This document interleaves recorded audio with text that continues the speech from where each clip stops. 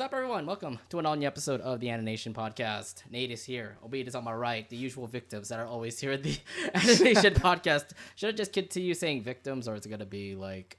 Yeah, when we meet victims, first of all, hi everyone, how you doing? Hope you all doing fantastic. And when we meet victims, I mean victims of technical difficulties and new experiments and all that stuff, because we recently did try to put in arms for our mics, but they ended up looking weird. Look, we tried it before. The thing is that the arms are actually blocking our faces, blocking like everything, so it's actually a really distracting thing. So we're gonna keep it like this appropriate, but no matter what, our recordings have been doing great so far, so no more echoes, hopefully, fingers crossed. But hopefully no more echoes. Yeah, but no, I mean, like the recent episodes that we had, we have some sound issues, but I know that the one that we've done recently, the convention experience, plus the new one that's coming out, which was the Great Week of Disney. Yes. That one will have great sound, so if anything, we're doing a pretty good job of fixing those issues up. So you'll be listening to some amazing new episodes coming out for all our streaming services. Yes, and also don't forget, once again, to subscribe to our Patreon page and pledge however much you want. Oh, I didn't say anything about a Patreon, but... Just a little reminder, that's all. And also, it's a good thing you brought up that the Disney episode that we did had great sound, because let me tell you, that's my favorite by far out of all the podcast episodes we've done. Because we pretty much talked about like Ghost and Molly Mcgee having Molly, for example. Then we had the Disney Hulu deal, which we thought it was. Okay, first off, I thought the Disney Hulu deal was a bad thing, but it actually turned out to be good because we explained a lot about that. Yes, as I said, we explained before. This is actually very beneficial for Disney because it's going to help them in the long run, especially if you're subscribed to not just Disney Plus but also Hulu.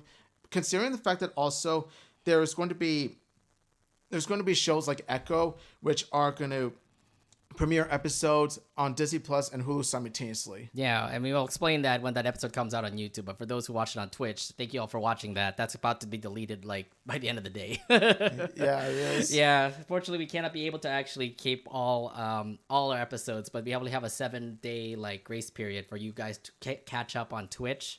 It just stinks that it will be deleted after 7 days, and this is why we have to bring it on YouTube like the week after. So just a heads up for those. I did put a post on YouTube saying that the YouTube episodes are actually a week old, but don't worry about that. If you're watching it live on Twitch, then you're watching whatever we're doing right now. So yeah, just a warning for everybody who's a subscriber of the Anination Podcast. Yeah, it's just a bit of a heads up that we like to give you all. So please keep that in mind. Oh yeah. Okay. Well. Yeah. So. Again, one more episode. By the way, Thanksgiving is coming up real soon. As we're recording this, actually, will start tomorrow. Once we release this recording out. So, for those who are going to be celebrating Thanksgiving, hope you guys have a happy Thanksgiving. I mean, you like Thanksgiving, like you've said before in previous episodes. Is it just because of the food? Is it just because of the family and stuff? Oh yeah. So Thanksgiving is my favorite holiday because of the fact of how it combines all of the things I love into one. Spending time with family and loved ones, of course, watching football, eating lots of food, especially turkey and all that stuff, and just a good amount of fun. And also just the fact of how, since I'm a Monday through Friday 8 to 5 full-time employee, it's very beneficial for me because I'm getting about like 4 days off in a row from work. Well, I mean, I'm doing the same thing too. Do you get paid on your holidays? Because according to what Meta does, well, according to my contractor, apparently they don't pay my holidays, unfortunately. So I have to use my PTO. Seriously? Yeah. I still don't have PTO, so I would still have to. I won't get Thanksgiving or the day after Thanksgiving paid, which is fine with me. But that's apparently based on my contractor, and me and my other coworker who also works at the same contractor said that it sucks, but it's fine. At least we get paid a lot for it. So okay, yeah. As long as you get paid for it. But honestly, I think there's benefits when it comes to like being in a contract position. You could be yes, no, that kind of thing. But I'm of the opinion that honestly, like all employers should have holiday pay on like Thanksgiving, Christmas, 4th of July, all this stuff. Holiday pay. We do get the day off. We do get the day off at least. There's a day off at least, but like there should be pay with it. But it is what it is. I guess so. I'm pretty sure you get your paid off. You get your holidays paid, I'm pretty sure. Mm-hmm. Okay, so that's good. I used to get PTO, so if I ever get time off, I get paid for that, if anything. Yeah. Like honestly, and with regards to holiday pay, I'm gonna double check to make sure, but I should be getting holiday pay. Okay. Make sure you make that contract right. But yeah, I mean, Thanksgiving for me, it's mostly hanging with family again. I'm actually going to see my cousin and auntie again, and I haven't seen them in so long. So it's great to see them. It'll be awesome to see them again at Thanksgiving. And of course, the Niners are playing on Thanksgiving. So yeah, I wish you best of luck with that. Football's going to be fun. Football, I mean, Niners are playing Seahawks, which is a rival of ours, and Seahawks suck. Screw Seattle and screw the Birds. You guys have Thanksgiving. We have Christmas. And we have Christmas too. Niners have a Christmas game. How's it you guys have 2 holidays to play big games, but yet I only have one, which is Christmas? Yeah, I don't know. First off, you play the Chiefs, so good luck. I play good luck with the against Chiefs. the Chiefs on Christmas Day, so and then Niners play Ravens, which Ravens are really good too. So best luck with that. Yeah, I mean, either way, Thanksgiving is gonna be fun. And again, for those who are celebrating Thanksgiving, hope you guys have a great one with your families, with having great meals and all that jazz. Mm-hmm. Yeah, honestly, I can't wait for next week. Next week is going to be awesome. It's going to be a blast. And yeah, hope you guys have a blast too next week. Spend time with your families, friends, and loved ones. Eat lots of turkey. Gobble, gobble, gobble. Okay. All right. Well, let's go catch up on the weekend because me and Omid actually did hang out this weekend a lot, actually. Because we did on Friday, we did meet up with our friend, by the way. We're not gonna say names. I'm sorry. Yeah. But we haven't seen her in a long time. She went to family with us. But we caught up. We ended up having a fun time. It was her birthday. Plus, like the Korean barbecue place we went to was just amazing. Oh yeah. Oh my God. Korean KBBQ melts in your mouth every time. Like the way that they make it, though, it's not like the Gen Korean barbecues we go to. It's like like they do it for you. There's one of the employees who stands there and he pretty much has these big plates of barbecue, and what he does is that like he pretty much manages the table and especially the grill. Mm-hmm, yeah. So if anything, like it was quite pricey, but then again, like it is them cooking it, and it's really good cooking. So like we ended up getting like we didn't really get brisket, we ended up getting like beef and steak and like other things. I remember us getting brisket too. We got more than brisket too. We also got pork belly. Oh yeah, pork belly tastes good. Pork belly is one of the best things. Well, I think the way that they make it is better compared to like Gen. You make it yourself, which could be like good or bad depending on how you cook it. Yeah, that's kind of the thing is that the Korean barbecue place we went to, you definitely don't even have to be a basic chef to have yourself a satisfactory meal because they do it for you. Yeah, exactly. So they put all the seasonings on there, plus all the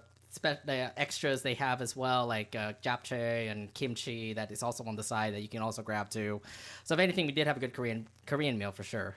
Oh yeah, definitely, and it's all worth it to celebrate the birthday of our dear friend. Also, definitely, yeah, and plus we also caught up with other friends as well. So yeah definitely. I mean, it was nice to catch up with other friends as well.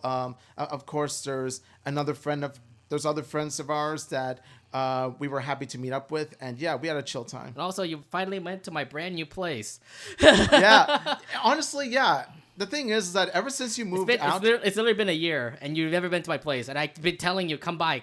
Somehow you're busy every weekend. Yeah, I've been meaning to go to your place, but, I have had other plans, like the weekend, so I wasn't able to meet up with you. But I'm so glad that I did, because let me tell you, like, your room is just... Your entire house looks really nice, and your room especially is pop culture heaven. Because it's like all the posters I put up is like all the things I watch, like Loud House, Amphibia, Owl House, those. That's all the things I love and I watch, so yeah, that's what makes me happy. The one thing that kind of limits me is just it's small, but I can be able to manage to get like all the things that I have in there. Like we also do have a garage where we could just put it in storage, but we also use it as a gym too. I didn't show you the garage, unfortunately, or the backyard, but. Yeah, you know what? There's always next time. You have a preview. You had a preview of what was going on inside. So yeah, at least I had like a sneak peek of it. Yeah, exactly. So yeah, my new place is amazing. According to Omid. Yeah, I loved it. Like I said before, like I should have visited your place like long ago. I look at this, I'm just like, where was it? You just never say to come by. Oh man.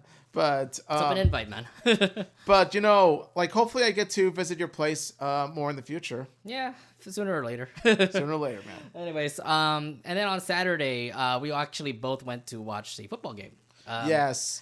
We watched the San Jose State Spartan game against the Fresno State Bulldogs. Fresno State is a team that is apparently good. They were like 8-1 when we played them, and we whooped their ass. I know, like you guys the San Jose State Spartans creamed them. Yeah, so if you're the Spartans, man, and I'm pretty sure by this week we'll actually be bowl eligible and actually like go to a bowl coming up in like December or January. So, yeah. Yeah, good luck with that. And honestly, when I went to the San Jose State football game, like the football field looks really nice, and then you got the bench warmers too. They look nice, like the benches, and also there's this one fried chicken food truck that we went to. Oh, that was so nice. That was a San Jose local too, so that's really awesome to see them like make it. Although to be fair, like it did take a couple of like it took a long time because everybody was like lining up for it. I'm a huge fan of food trucks, so it was worth the wait for me. There's a lot of good food trucks over there in San Jose State, so yeah. But yeah, it's great to be back at my alma mater. The stadium, you know, the only thing that's new is the brand new building that they had across the field.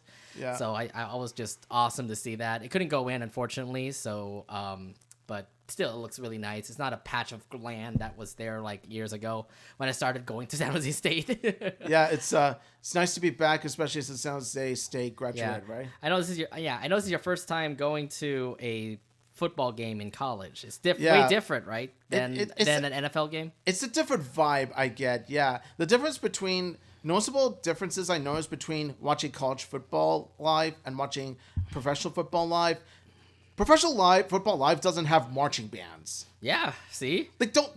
I'm just like, okay, one thing college football has over, its professional counterpart, the marching bands. The marching bands were like so awesome to watch and listen to. Mm-hmm. And they even play some, memorable songs that, bring up the nostalgia in you. Like, they mostly play, like, 90s songs. They played, well, here's the thing. Like, something about San Jose that, like, bring up, I don't know what, they always bring up rap songs for some reason. Like, hip-hop songs in San Jose. And I'm like, were we really, like, full of hip-hop back in San Jose? I don't remember. That was honestly the best part about this is, like, listening to the classic hip-hop music playing. Yeah. I just couldn't help but sing out loud to it. It was just like, I loved it. I remember we also did have a special guest. I know MC Hammer was actually there in the game, which was pretty cool. Yeah, and just like his song, of course, Can't Touch Him. You can't touch him because he was in the field. Can't touch him regardless. Man. Either way, 45. I think it was 45-10 that we saw the game. That was just awesome. We beat Fresno State. It was a rival. We brought back the Valley Trophy. So yeah, and San Jose, you're looking great. Win this weekend, and then we'll become a bowl favorite and go San Jose because it's amazing. Yeah, we were both happy because I was on your side. I was rooting for San Jose State Spartans as well because they're a NorCal college team. Mm-hmm. So pretty much like my favorite college football team is the Cal Golden Bears, but San Jose State Barnes is definitely another. You should at least try to go to a Cal Bears football game, if anything. Oh, I plan on doing that sometime in the future. Yeah, bring Robert too, just because you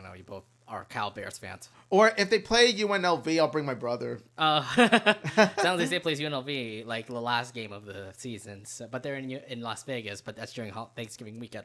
Unfortunately, I can't do that. I would love to do that just because Allegiant Stadium is actually cheap prices for UNLV games.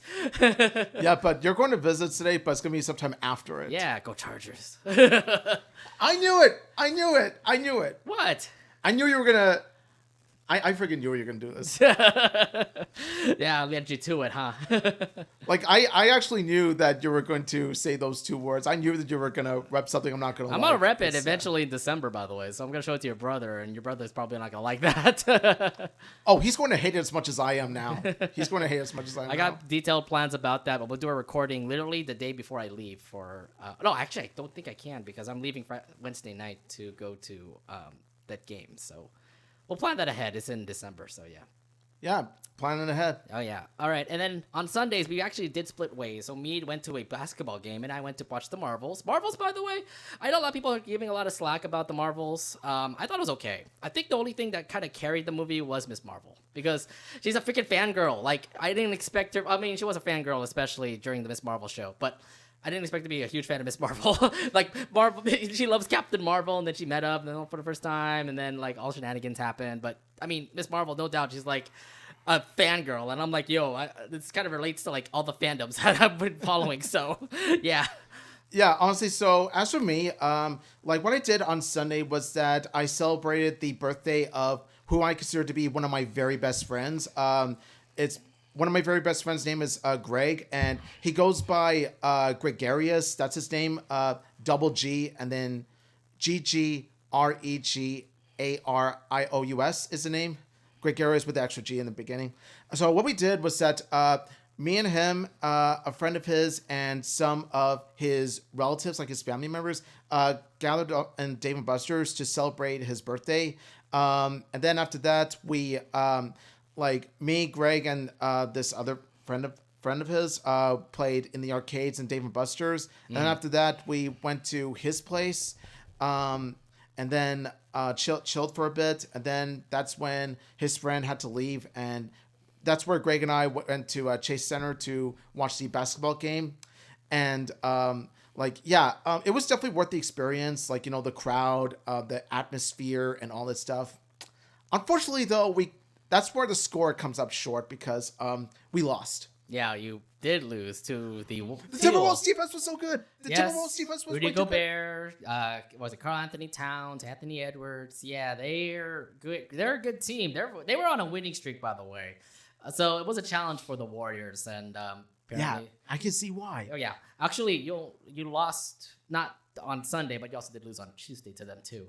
Don't remind me. And of that Tuesday was actually a tournament point, so you lost a tournament point for that. Oh, hey, you got me in a dour mood, man. You got me dour. Well, you went to a Warrior game and you lost, so. But hey, here's the bright side. At least I walked out with a W of my own, not from the Warriors, but from my other favorite team in the world, the Raiders. The Raiders beat the Jets on Sunday. You almost lost that, by the way. I know, and honestly, I'm cautiously optimistic at this point because I'm thinking to myself, Antonio Pierce, I love you. You think you can actually dominate the Jets, but apparently the Jets are, I don't know, surprising. Like Antonio Pierce, I love Antonio Pierce. I'm so glad we got him instead of Josh McDaniels this time around, but I'm just like, he better not let me down. Because that score doesn't, even with that, even if we got the Raider win, that score is still scary because it's the Jets. The Jets are supposed to suck. Is it supposed to suck? I mean, you would at least dominate over the Giants, which you did the week before. You dominated for sure. But then again, like, the Jets are like, I guess Zach Wilson. Well, Zach Wilson's not a great quarterback. It's more like, why didn't you actually dominate? You ended up just going down. Literally, if the Jets actually scored that Hail Mary, you would have lost. But then again, the Jets did beat the Eagles, so there's that. Yeah, that's surprising. And that's their only loss, by the way, for the Eagles.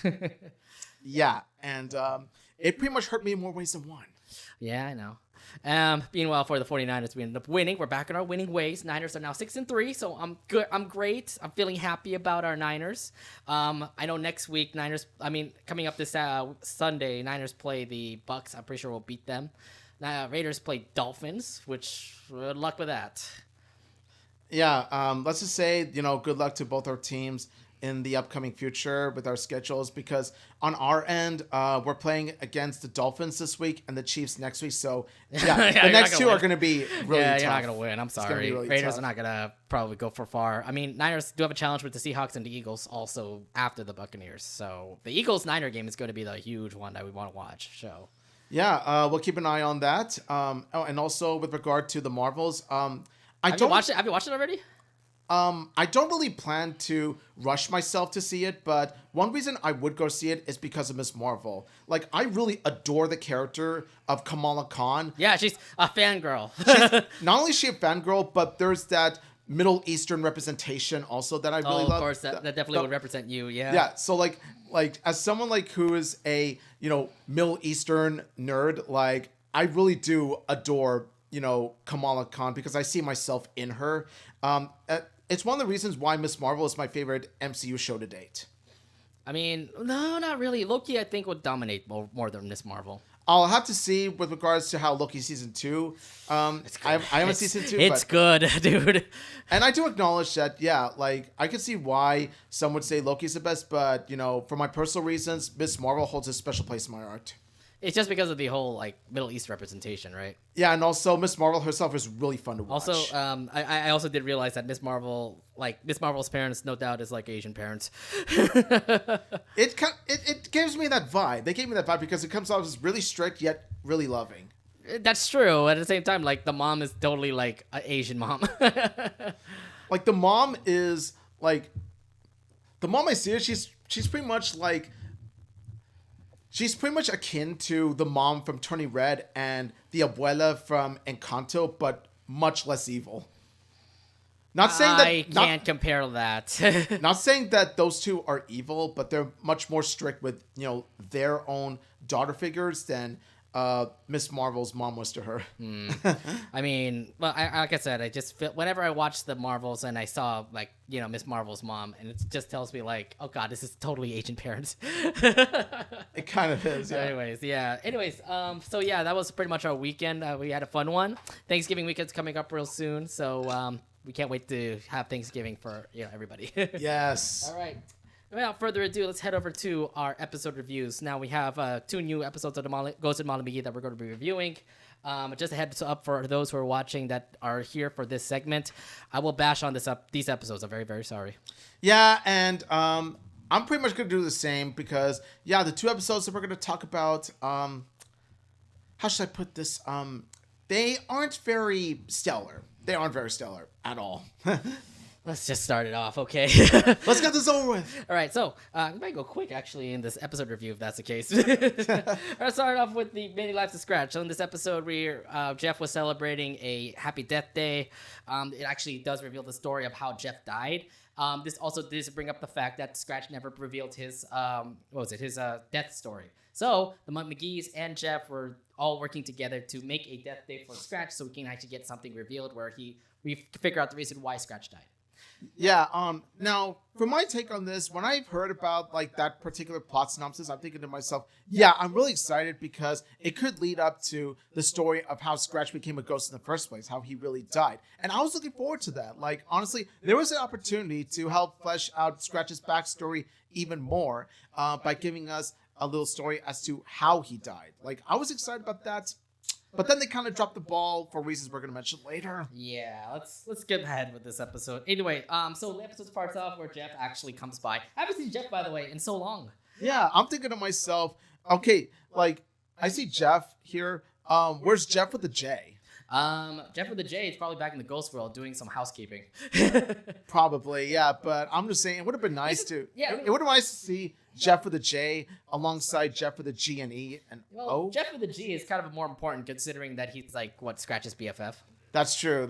So he's more of an important. Jeff with a J is more like, okay, he's just Jeff's boyfriend. Okay, so true. So yeah, Jeff was talking about his death day, and of course, with the fact that this death day intrigued Molly, it kind of makes me think about what Scratch's death day was all about. But then again, Scratch was like absolutely groggy about this whole idea about a death day.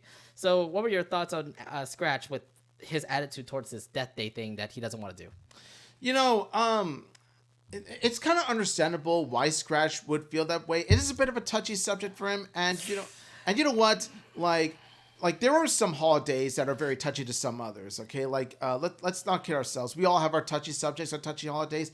Death Day just happens to be Scratch's one, and like I said before, like the possible reason why Scratch hates Death Day, there could have been a potentially good reason as to why. It could have been a potentially good reason, but like I said, due to the execution of the episode, that's where it dropped the ball hard. No, I mean, the thing is that when you first see this episode, you're thinking like, oh my god, we could finally get to see the reason why Scratch died. There could be something about his past, Because like, when you look at season 2, there's a lot of like episodes where we get to see his past, like this Ada person that Scratch knows, drinking a soda, brings back his memories. So like I was leading towards this episode thinking like this is another Scratch backstory that I really want to see. But yeah. So like I said before, like this is a beginning that is starting off promising, but due to the execution, unfortunately, the rest of the episode doesn't doesn't we'll explain about that later. Don't need to say it now. All right. Yeah. Also, we just get to see Sharky again. Remember this shark that almost ate them all? Shark. It's Sharky. It's that shark thing. It was pretty cute, actually. So. Okay, if there's one thing that the recent Molly Mcgee episodes have done right, it's the continuity. That's true. I mean, if anything, they did bring back some old characters and actually made them appear again in the show. Give credit where it's due. The continuity, they still really nail it. Yeah, and the Sharky is pretty cute. It's back to it's now it's kind of cool. It's a pet for Scratch now. I love how also look at how it's sleeping peacefully and all that. Like it's sort of purring like a cat. Yeah. When Scratch pets him, that's adorable. So, yeah, I mean, besides all that, of course, Scratch is being grumpy, so the Mcgees and Jeff are going to actually make a Death Day celebration for Scratch. Look at them, all jumping out, surprised. Like, I love this energy. I also do like the fact that, like, Scratch was saying, oh, no. And I'm like, why? Don't you want to, like, get your, like, secret revealed or something? Yeah, but, like, I love the energy of, the family and friends that just popped up, say, surprise and all that. Not only that, but also the fact that if you listen to the Happy Death Day song, Happy Death Day from all of us to you, it's a reference to a certain Disney Happy movie. Birthday? Yes, I know. Yes. Emperor's New Groove. They reference Emperor's New Groove. I thought it was an everyday thing. I thought everybody knows about the Happy Birthday for all of us to you. I remember hearing that all the time. I don't think it's just on the Emperor's New Groove, though. Yeah, but I don't know where else it's from, but when I think of that Happy Birthday from Almost You tune, I immediately think of Emperor's New Groove. And yeah, I'm so happy that they reference this and maybe some others that I don't know, but I was getting Emperor's New Groove flashbacks. That's what makes me happy. So what are your thoughts about this song that they were singing? Because they're saying Happy Birthday from all of us to you, and then they literally are just like giving him some sort of like Death Day or technically a birthday celebration. It kind of feels like that. Another thing that the recent Ghost of Molly McGee episodes have been nailing consistently, like really good, is the musical numbers. Because not only are they catchy, but they also serve a purpose to show the character's motivation or plot points. I wouldn't say all musical numbers, because like say for example that one episode where Ollie was supposed to reveal like that he likes ghosts and stuff to his parents. That episode was not really a great one. That song wasn't a great one. Oh, it wasn't a great one? All right. No, I don't think so, because all it's doing is just singing along to whatever Ollie and Molly were doing. Okay, but like they did, that song did serve a purpose well in pretty much revealing Ollie's character motivation. You just get a can. That was the point of the song. Get the can. It was the point of the song, get the can, but like I said, it showed proper character motivation. Yeah, like the song is not that stellar compared to others like this one. This one was catchy, and also the fact that like they're obviously curious about this whole Death Day thing. So yeah, back to this though. What I love is not only is it full of energy, but also the amount of rhythm and the amount of color scheme, the amount of energy put into this particular scene where they sing the song. It is just it is something that you would expect in a spontaneous big party. Now the thing is that it's very energetic because they really were tired, especially after singing that whole song. That's what I love about this. Like, it really does help with the voice director, who of course deserves the nomination for an Emmy. Like, the voice director really did pretty much help the voice actors and actresses pretty much elevate their performances to perform this song. Yeah, and it actually did a pretty good job in the end. Just hearing the song was actually not bad. So as we continue on with the episode, Scratch pretty much reveals, let's say, like, hey, I don't know my own death. So why do we have a death day? Because I don't know my own death. What he's just doing is just like, hey, let's just eat the food and all that jazz. This leads to pretty much the whole episode of having the McGees, Libby, Jeff, and even like just pretty much everybody trying to figure out what the real story of Scratch's death day was all about. How did he die, et cetera, et cetera. Yeah. So this is where I was up in my seat, like pretty much on the edge of my seat, pretty much trying to see like, because I was curious, how did Scratch die? And like these are possible, like all the stories are going to be told. Like of course you could argue that they're all going to be possible theories, but one could argue that one of them might be true. Might be. One of them might be true, but then when you look at these stories coming up, you kind of figure out like, wait, this can't be real, right? All of these can't be real. So let's actually start it off where Jeff actually was the person to lead off with the stories. So what Jeff thought about when it comes to Scratch's death was more of, well, him in a band together, like in a jazz band together, they're literally like performing. And then I forgot what happened, but I know that this President Libby Yes. comes out. President Libby! Banner President Libby! Yes. I love that too. Starring Taurus 2024. Let's go. Starring Taurus 2024. And he ended up giving like what best honor crowns to both Jeff and Scratch. But did we ever get a reveal of like how they died though? Yeah, that's kind of the thing. Is that now while I did somewhat enjoy watching Jeff's story, there was no payoff to it. Like Jeff didn't say how he died. Oh, he didn't say how he died because he's just more of like, hey, I performed with my best friend, and I don't know about Jeff's obsession with Scratch being the best friend and all, but this was way too much, I think. And now here's the thing: whether it was intentional or not, whether Jeff did it on purpose just to kind of fuel his ego as Scratch's best friend, thus leaving out, the part about Scratch how he died. Whether he did that or maybe he was just, too stupid to pretty much come up with a conclusion as to how Scratch died. This was still relatively, while amusing, didn't serve a purpose to it didn't. Plot. Because it was just a pointless. pretend story at all. Because like I don't think Jeff and Scratch met up in when they were living or something. Like the only important points that I got from this story is that Madame Libby would be a damn good president. Yeah, she would be a great president. Yes, so please make President Libby a thing. Yes. Starring Taurus 2024. Let's go. Oh my God. God. I said, I'm aboard that train. Yeah, I was no doubt a fan of Libby. I mean, if you don't know me by now, I'm a fan of Libby. But she undoubtedly, it would be cool if she actually ended up becoming like the president thing. But this, again, is just more of Jeff's story. So this is just like, really? There's not really a point when it comes to just a pretend story like this. And to be fair, do you think it's actually believable that this is the reason why Scratch died? And I'm like, he didn't even tell you when he died. Yeah, here's the thing. Because of the fact that the jazz performance doesn't really have, much of anything to do, with Scratch, how he died. Like, it's not like somewhere like, Coco, where Ernesto dies by performing on stage and then he gets hit by Belle. You could have done that too. That could have been a nice, little Pixar reference, but they didn't go for that. They didn't do anything like that. They didn't go for that. And just ended up with like, no, there's no ending to it. It's just more of like, we became best friends, and then there's just it. That was it. So Jeff's story, I don't think it's real. Obviously, it's not real, but it's like, it didn't really serve the purpose of actually telling you how Scratch died. It didn't. Yeah, it was completely pointless. All right, but yeah, scratch up Jeff's story. Okay, that was just useless. Obviously. Look, there are a lot of other characters that we're going to give stories as well. So let's go to Libby, because she was next. Yes.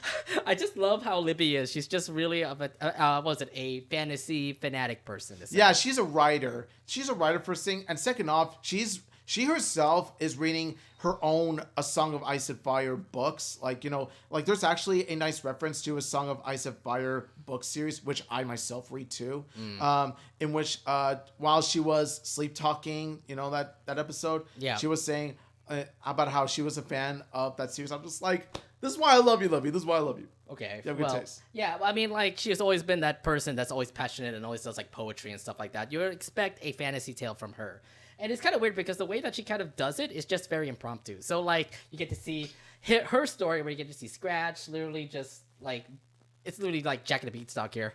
Where it pretty much is like this. Scratch just, like, has a cow, and then he ends up getting some Oh, I'm sorry. He wants abs, by the way. I don't know why this preference came out.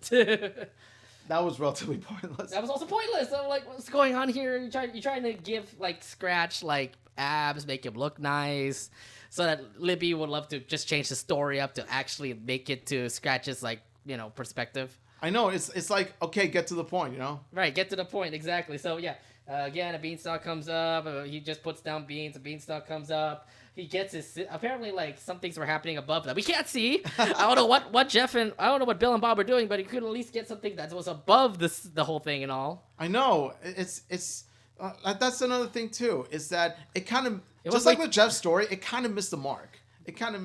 Yeah, it was way too fast, and it's like, okay, there's swans there, and ducks, and I don't know. Either way, he ended up getting his sister, who is Molly. Okay, that I find funny, okay? Like, similar to how, Madam President was the only saving grace of Jeff's story, Sister Molly was the only saving grace, well, actually another thing, too. Yeah. It was one of the few saving graces of Libby's story. Now the thing is that... okay, cool. What was it? Scratch ended up rescuing Molly. Cool. But on the way back home, because they're supposed to go back home, they end up going to see a pack of wolves. Yeah. And these werewolves are apparently popped out of nowhere, and apparently a dance-off They're happened. dancers. What the fuck is going on? Like, this is not what Libby's supposed to do. Libby does this. Does she knows about dance-offs? Oh, by the way, this is a reference to Dances with Wolves, by the way. I guess, but this is not the perfect way to do it. Okay, if you're see, Libby, when you try to do a Dances with Wolves reference, this is not what you keep in mind. Like, this is not. You have literal Dances with Wolves right here. Yeah, they're literally dancing and they're really having a dance off. Like the wolves want to dance off with Molly and Scratch, and they actually accept the dance off. You get to see the werewolves doing like the whole Michael Jackson. It's the Michael Jackson dance. I look at all the references that came up. There's a lot of dances that popped up, and you get to see Molly and Scratch doing their dance off too. But yeah, this is ridiculous. I'm not gonna leave the cow even dance. I'm like, what the fuck is happening? Dances with Wolves and the cow. So when you saw this whole story, what were in your mind? Did you liked it? Did you like? Yeah. Here's the thing. Now when I watched the wolves and cow dancing, I'm thinking to myself, okay, where's this gonna lead to? And then of course, play the next image. So yeah, it did lead. Oh, sorry, I didn't actually put up the scene here, but it did lead up to actually a death where like the wolves actually ate them. Okay, so. At least with Libby's story, it did have Scratch, actually dying, unlike Jeff's story. By losing a dance off? Like, here's the thing. Like, like, Libby's story sucks too. Libby's story sucks too. It does. I don't understand the whole freaking dances. Guy, I know Libby was very impromptu, but like, Libby, you don't do the dances. I thought this was Scratch's ideal. I saw this in the last episode where Scratch was talking about dances to be romantic, but like, werewolves, like, in the freaking time, and they're also dancing as well. I mean, Libby, this isn't like your kind of story, girl. What's happening? Here's the thing. Like, Libby's story sucks too, but at least Scratch actually died in the story. Okay, but I don't like the way that he died too. Oh, you lost the battle and now you get eaten. Is that really how it goes? If it would be more straightforward, if like, say for example, like was it Molly and Scratch ran away and they try to like escape, but again they get eaten by werewolves or something, not a dance off. It's like, this is ridiculous.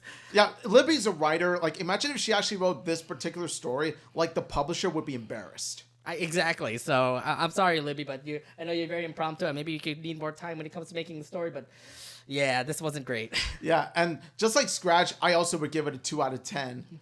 Yeah, I would do the same thing as well. Nonetheless, Libby's story pretty much ends where he actually gets eaten by werewolves. I guess that's how his story is. His death story is. Eaten by dancing wolves. Anyways, so yeah, let's move on to Sharon and Pete's episode. So this is actually quite short because what happened was that they were thinking like, oh, Scratch was facing off with a really awesome boxer, and that boxer ended up being Pete. He was a very buff Pete. How did that come from? I'm sorry. This is not even a normal boxer wrestler. This is more like Pete if he was Hulk, if he was non-green Hulk. Like, yeah. Imagine like him. Okay. He was pretty much a Hulk without the green. I was freaking out because literally I had to take a picture of this like one scene and I'm like, okay, I gotta get it off. This looks ugly. This really looks ugly. This is honestly the worst story of them all. It's the worst story of them all. I'm like, why this out of all people? I'm like, I mean, Pete becoming like the rough person and all, and I'm like, no, this looks really disgusting and I don't know. Because it's not even funny. Because here's the thing. At least the other two stories did have a few good merits to it, and there were like one or two funny scenes here and there. Like at least they have that. This, however, is not as completely pointless, but it's just not funny. No, it's not funny because what happened was that he ended up getting killed by getting knocked out by Pete. Yeah. Yeah, and also. Nice reference. This is a Rocky. If it's Rocky, I get it, but yes, I love how you say Rocco and like. Yeah, I know you're doing your best, Bill and Bob, to not put a copyright infringement or something. Yes, and by the way, now a type of the credit I'll give to it is that they did reference Rocco, and I'm thinking to myself, okay, like I'm a huge Rocky fan, like it's one of my favorite movie franchises ever. So yeah, like this does touch my heart a bit as a fan of the series, but it still didn't redeem the story for me. No, it definitely didn't. I'm sorry, this is a ridiculous story from Sharon and Pete. Both of them really suck at telling a death story there. All right, so let's skip ahead. Okay, that was really a bad story of Rocco, for example. Now, Daryl is next, and I don't know what's going on with Daryl, but he's totally into centipedes. Like, he literally had you had Scratch be a centipede, literally about to like fulfill his dream, go somewhere out there, and then unfortunately he ends up getting squished, and that's how he died. Okay. I don't think Scratch has ever seen a centipede before. Come on. Well, Sharon was literally squishing a centipede, and I'm like, Daryl, did you just like get it right there? Because like the thing is like there was a centipede that was literally right there in the floor on the rug, and like apparently Daryl is being impromptu by just literally putting up a centipede world and things like that. Yeah, and then like Sharon was like, "Oh, I caught a centipede," and then they were like, "How does the story end?" And Daryl was like, "Yeah, that's how it ends." No, so he died by literally getting squished. Okay. So pretty much Sharon told the story for Daryl. Pretty much, yeah. But, even if it was accidental. Yeah. Again, another ridiculous story that Daryl did. Okay. And then last but not least, we get the squished centipede out there. Last but not least, there's also Molly. Molly didn't have a story for him. I think what she was saying was that what did Molly say? I think he just said like I couldn't be able to give up a story or stuff like that. I think it was just this guy was a great person or something like that. Yeah, like what Molly is saying is that while I didn't come up with a good story, I do know you well enough to know that you were a great person while you lived and all that stuff. Which did touch Scratch's heart, and that's that's pretty much what he said. You know, hey, I didn't really, that's what Scratch said, that he didn't really, hate Death Day as much anymore because he has family and friends to celebrate with. Yeah. So either way, this whole Death Day turned out to be a bust. Looks like they couldn't be able to actually figure out what Scratch's Death Day is all about. But the meaning of the story, especially at the ending here, is where we get to see Scratch pretty much say, hey, you know what? It really feels warm to my heart that you guys made up stories for me. You made this party, etc., etc. And they all hug in the end. That was pretty much the end of the episode. Again. And then until they get this closing gag where like Sharon kills a centipede. It's like, you killed the mood. You killed the mood. Yeah, she killed the mood. And that was it. That was the whole episode. Besides all these ridiculous stories and everything, I don't know if we actually missed out on the point here that there was a death like defying moment that we could have actually had, where we actually get to see how Scratch died and how he became a ghost, how he started to become a person of a ghost world and things like that. Instead, we end up getting like makeup stories, and it didn't really drive the point of like what this episode was all about. See, that's kind of the thing. This is why I said it heavily dropped the ball, because we could have gotten a potential reveal of how Scratch died. Like when I saw this, I thought to myself, okay, they're building up to it, but there was no reveal at all. And that's a huge, that's where the episode really let me down it let me down so badly, because there could have been potential for, how Scratch died. I was waiting for a possible Scratch reveal for where we get to see like how Scratch ended up, becoming a how he died and all. Instead, we end up just seeing just made up stories, which really didn't make a point at all. If anything, it would be great to see like at least like what happened back in that one episode where he drank that soda and we get to see like something from his past. We could have at least got something like that, but instead it was just nothing. Like there's no point in it. That's the problem, is that the episode didn't put in any continuity from that episode. No, exactly. Like the episode didn't link or connect to the episode with Scratch and the soda backstory. Where's Ada, by the way? Remember that one person that Scratch was talking about? They never revealed Ada after that. So, again, disappointing. Again, where was Ada in this? They could have at least had like... it's weird because like Scratch knows about it. He did some things in some episodes where we get to see his like backstory. We get to see the memory stuff. And now we now see like Scratch doesn't know about how he died and all that. I'm like, but a lot of stuff from your past stories. Maybe we could have some episodes where we get to see like how his backstory gets to be revealed, how we can get an answer of like how Scratch's backstory is and how he died, how he ended up meeting up with Ada, how he ended up becoming a ghost and things like that. But no, again, pointless. It's an episode that was very pointless. Exactly. And also it's such a, and here's the thing, we're almost near season 2, right? Like we're almost. It's like 3 episodes or 4 episodes before. We're 3 to 4 episodes in, and already, Scratch's backstory is not fully fleshed out yet, and we're at a year end, and we're still getting not much with Scratch's backstory, other than the fact that he drank soda with his one girl Ada. Yeah, and I mean, you don't have a season 3 reveal either, so it just worries me now that like from the way that things are on how these last couple episodes are. It's disappointing. Like, I hate it to say that the Ghost of Molly McGee may be going disappointing, but again, more episodes are coming out. I mean, we're going to review the next episode coming up, and that's also more of a disappointment, by the way. So I'm going to talk about that also. Yeah. So, so pretty much brace yourselves, people, because it's going to be more ranty coming at you. Yeah. Anything else for this episode, though? Nothing much. Except I just want to say that, yeah, it's sort of a huge worrying sign that, like, based on this episode and the next episode we'll talk about, is that the Ghost of Molly McGee is about to, jump ship even more, like jump the shark even more. Oh yeah. Well, like I said, Many Lives of Scratch. You could have had a purpose in actually revealing some amazing stuff, but no, we ended up just not getting anything at all. Just some useless stories, and I'm just like, well, that's not a good way to end your show if it's going to be the end.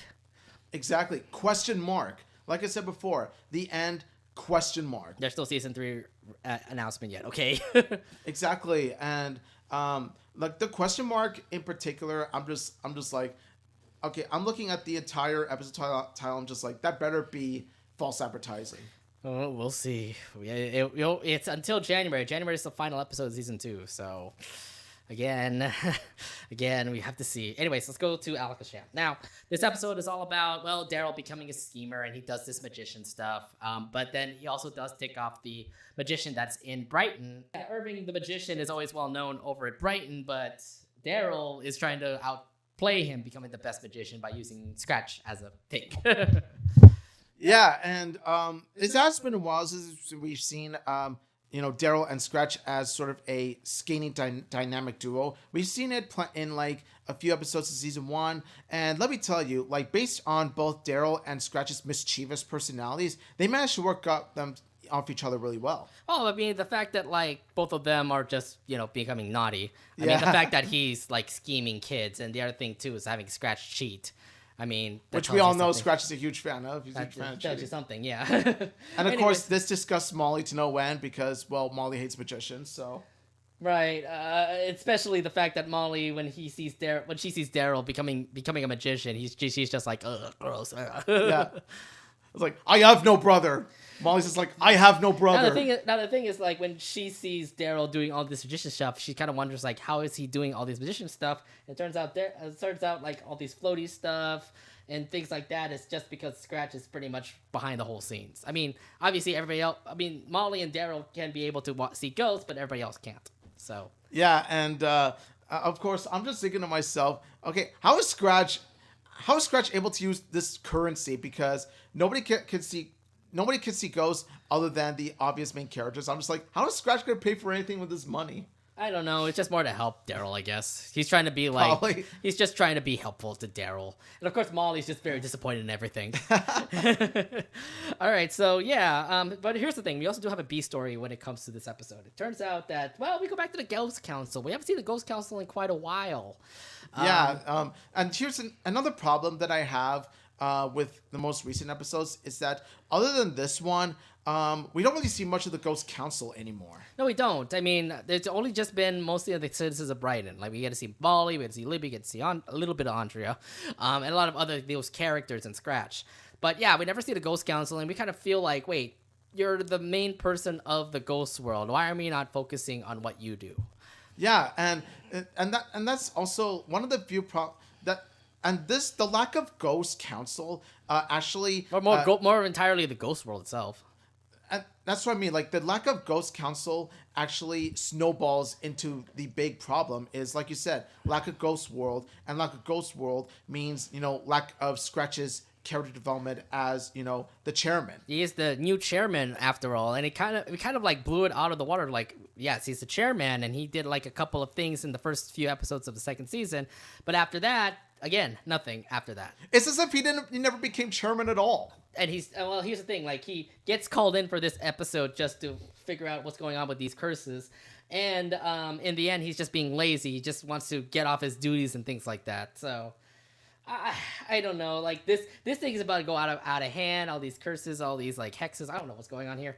But again, he's just mishandling his like responsible duties, and he's just going to like be off and work with Daryl or something. Which, to be fair, is not very far off from Scratch's character. This does seem a bit in character when you look at Scratch. Because when you look at Scratch, he is sort of like the lazy slacker. Right, true. Which, I mean, yeah, I get it. He's the lazy slob, especially in this episode. He's not really caring about whatever's going on in the Ghost Council, so... Yeah, but, like my issue with that is, like I said before, they could have done more. Season 2 could have done more with, Scratch's character arc as the chairman. Right, exactly. So, nonetheless... the Ghost World has a problem, and Scratch is pretty much saying, "Hey, Ghost Council, do whatever you guys can do to get it done. I'll be back in Brighton, just doing some magic shenanigans, you know." Yeah, and when we meet shenanigans, well, we're about to show you later. So Scratch and Daryl are just scheming up stuff over at Brighton, but remember that there is a magician in Brighton already called Irving. And, of course, he notices the fact that, like, hey, you're doing a lot of magic stuff. I'm the magician here. What are you doing? Yeah, he's trying to show off, saying, like, hey, I'm the real magician of Brighton. You're a poser. You're a scam artist, etc. Yeah, I think we've seen him before in season 1. We've seen him a lot. I mean, I've seen him with Molly a lot, and Molly obviously freaks the hell out, considering that it's fake. It's like, fake? No, I don't think it's real magic, you know? But yeah, looking at the rivalry, I will say, like, the rivalry is quite amusing. But then again, the rivalry is quite amusing in and of itself. You got to see, like, Irving. He's still like the egotistical magician. He's just like, I do the magic, not you. Yeah. And then, like, Daryl, like, because he wants to make money by doing magic. But but if anything, like, he's just showing off, saying, like, hey, I'm the better magician. With all the tricks that he's doing, and it obviously makes Irving quite angry and all that. So yeah, I mean, the thing is that Daryl does this thing just to scheme kids, just to give them money at the birthday parties and stuff like that. So, and like I said, Scratch is pretty much behind the scenes of everything. And then there's a return of one particular character we're going to talk about. Yes, her. Millie! Millie's back! Yes!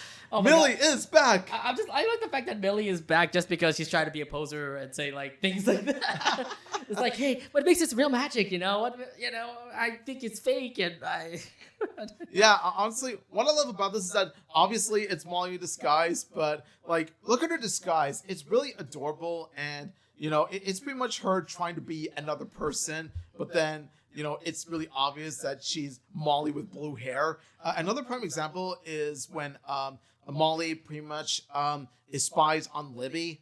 And then Libby, of course, Libby knows full well that Molly is Millie. Right, but then I think she played along with it during that episode too, just to reveal Libby, just to reveal Molly that Scratch is a ghost that Molly hangs around with. So that's what I love about it, is that like Millie is Molly trying to be in disguise, but let's be obvious, the disguise is obvious. This Millie person has been everywhere, by the way. Like she was in that coding episode with Andrea to be a fake poser over there. Again, it's a second identity, and it works out because apparently it could be able to fool a lot of people. And I will say, not Daryl in this case though. To the episode's credit, like this is a breath of fresh air, because what I really hate in cartoons in particular, because cartoons do a bad habit of this, is that the characters put on an obvious disguise, and then the other characters for some reason fall for it, despite the fact that like the character obviously doesn't look anything like the character they're trying to disguise as. Here, however, what I love about it is that each and every single time, like the other characters know, yep, that's Molly with blue hair. You're not fooling anyone. I'm just like, thank you. I'm the only people is that we do. I'm just like, thank you for making the other characters not too oblivious. I mean, Daryl knows from the get go, but I'm assuming just because Daryl is family and everything. Well, yeah, and also Libby, who's Molly's best friend, also knows that it's Molly. I'm just like, that's good. All right. But besides that, yeah, she's trying to ruin the whole party by saying like Daryl's a fraud and all that stuff. I do love this part here where like even the kids were saying that she's old. We're finding this old lady, and then she goes old. Yeah, Molly is like, apparently Molly is too. That's how you know Molly's too old for this kind of party. It's like, it's a little kid's party, so... It's a little kid's party, and then she just pops out of nowhere, just, like, ruining it all, and it's just like the kids say, like, who invited this old lady? Molly feels like such a mom here. I know. It's sort of like It's sort of like, when one of us goes to SAG-AFTRA, that's what we feel like. Yeah, that's why I don't go to SAG-AFTRA anymore. You do though, but you do it a lot. So yeah, there's Molly, and she's got the problem with magic with Daryl.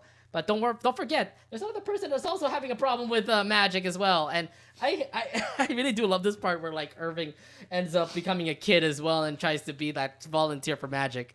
And of course, Daryl doesn't fall for that either. No, he doesn't. But just like, dude, you can get it. There's a mustache right in front of your face. Yeah. Like, it's totally, like, what little kid is this tall and has a bushy mustache?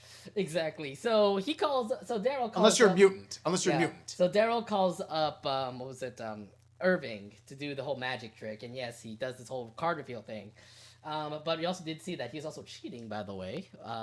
Taking the card back from Daryl, and obviously Daryl was having trouble trying to figure out that trick. Turns out he's not a real magician at all. Or is he? Or is he?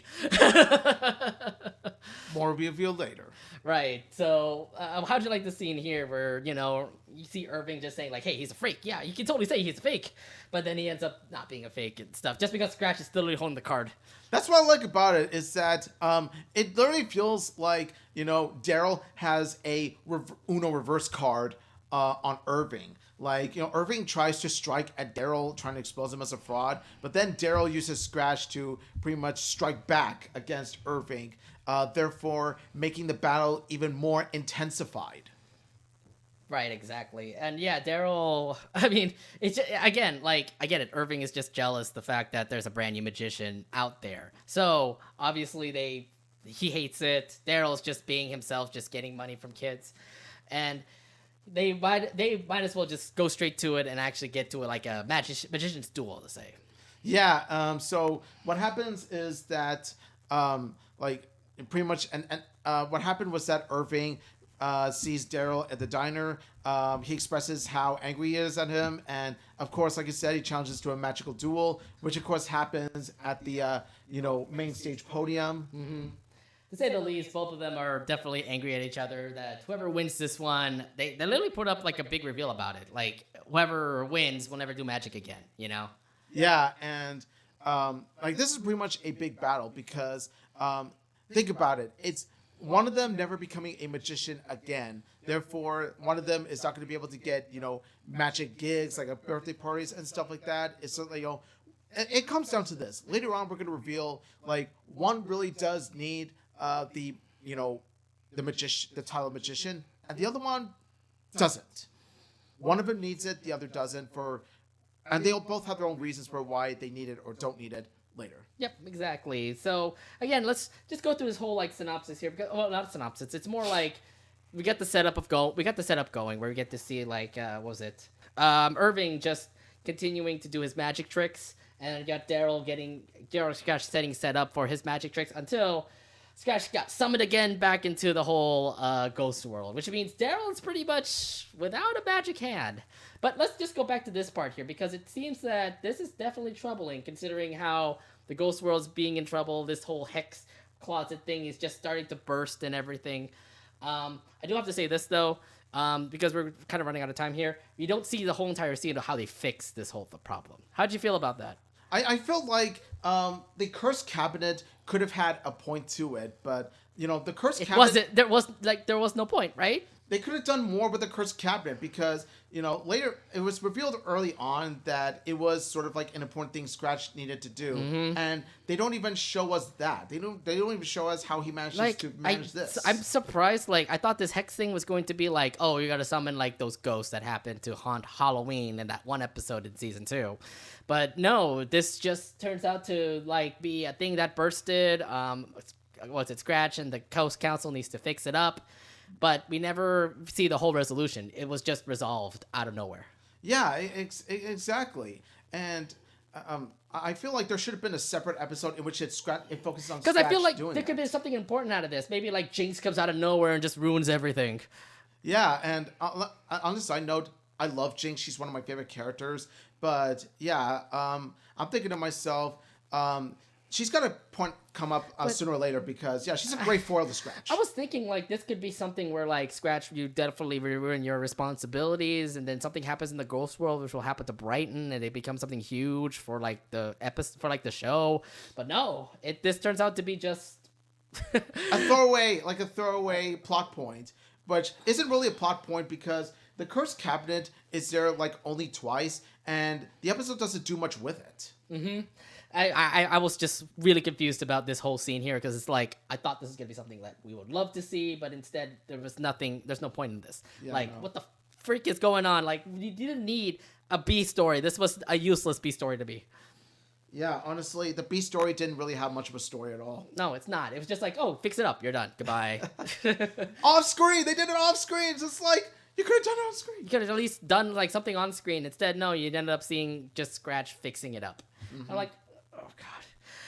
So that's one bad mistake, but we'll continue on with this episode because, remember, Scratch is gone. Daryl doesn't have a magic buddy. Exactly. Without Scratch, Daryl is no longer Daryl the magician. It's just Daryl as Daryl. That's it. There's Daryl and Molly, but apparently Molly had this secret all along through her disgust. I love Molly's expression here. I know, me too. Through the disgust, she is a magician herself. Wait, I'm confused. So, if you hate magicians... Why are you one? Why are you a magician? Are you kidding? Wait, I don't get it. Wait, is it because, like, keep your enemies close, keep your friends closer, keep your enemies closer? Is it that kind of, like, thing? That's that sort of thing. But then again, it still doesn't really add up or anything. No, it doesn't add up, because it's like, wait, Molly, you're not supposed to like magic. Then why are you learning magic, and why are you a master of magic? Are you trying to say, like... forget every other magician out there and like I'm the best magician? To quote the great Obi-Wan Kenobi, you have become the very thing you swore to destroy. Yes, you're pretty much Darth Vader. Oh no. So, okay, I am absolutely pissed. The fact that this is just useless. I'm like, okay, so this whole plot point of Molly hating magicians end up turning to have Molly become a magician. What?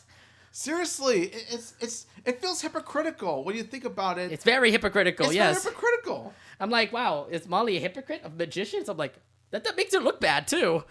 Like seriously, it's just like I said before, this doesn't really add up because Molly's supposed to hate magicians, but if she hates magicians, why is she a master of magic? Why is she master of magic? This was just absolutely out of nowhere, and I'm just like, you gotta be kidding me. They just threw it in just for the sake of Molly doing something for, the plot, because Molly's the main character. We gotta have her be significant at some point. That's not a really good significance of Molly, though.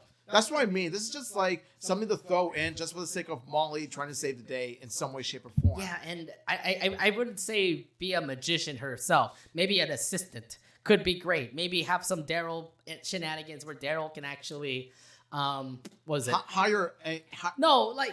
maybe like, like have Molly not have any magic at all. Let her just be like some sort of, do something to at least woo the crowd and say like, hey, Daryl did magic, that kind of thing. Yeah. Instead of having her become a literal magician. Or you just have, or you could just have Molly say, I know a guy who knows a guy. You could have done something like that instead, but no, you ended up just having Molly become, or just have another ghost. Maybe have another ghost come by. Maybe have Jeff come by. And why have Jeff come by? Yeah, there's other significant points, but not bring Molly as a magician. This it's so very hypocritical of Molly to do, and it just tells me like, wow, okay, Molly's a magician, so this hate of magicians is absolutely fake, and we follow this all show long from season 1 to season 2. That's a really bad thing for the show to have that. Yeah, honestly, like I said before, this really did feel like so out of character, and this really did feel like I said before, it made no logical sense when you think about the fact of how Molly despises magicians, and then it reveals she's actually one herself. It's just like, you could have done differently. Could have done it way differently than than having Molly become a magician. I swear to God, that was just not good. Either way, okay, so we'll just go through the scenario here. We get to see Molly just do some magic tricks. He literally just took a card and make it a butterfly. That's one thing. Okay, magic showdown stuff here. We get to see Molly and Daryl float some stuff. He with does the song all these playing. Yeah. Do you like the song, by the way? I'm just skipping through all these. Because it's like, okay, look, I feel so bad now. Forget this episode. Yeah. And I don't blame you. Scenario after scenario. And yeah, this pretty much was a magician showdown. Yeah, look, like this pose right there tells you, like, yeah, this is a magician standoff. Like the Mcgees versus Irving, who will come out on top?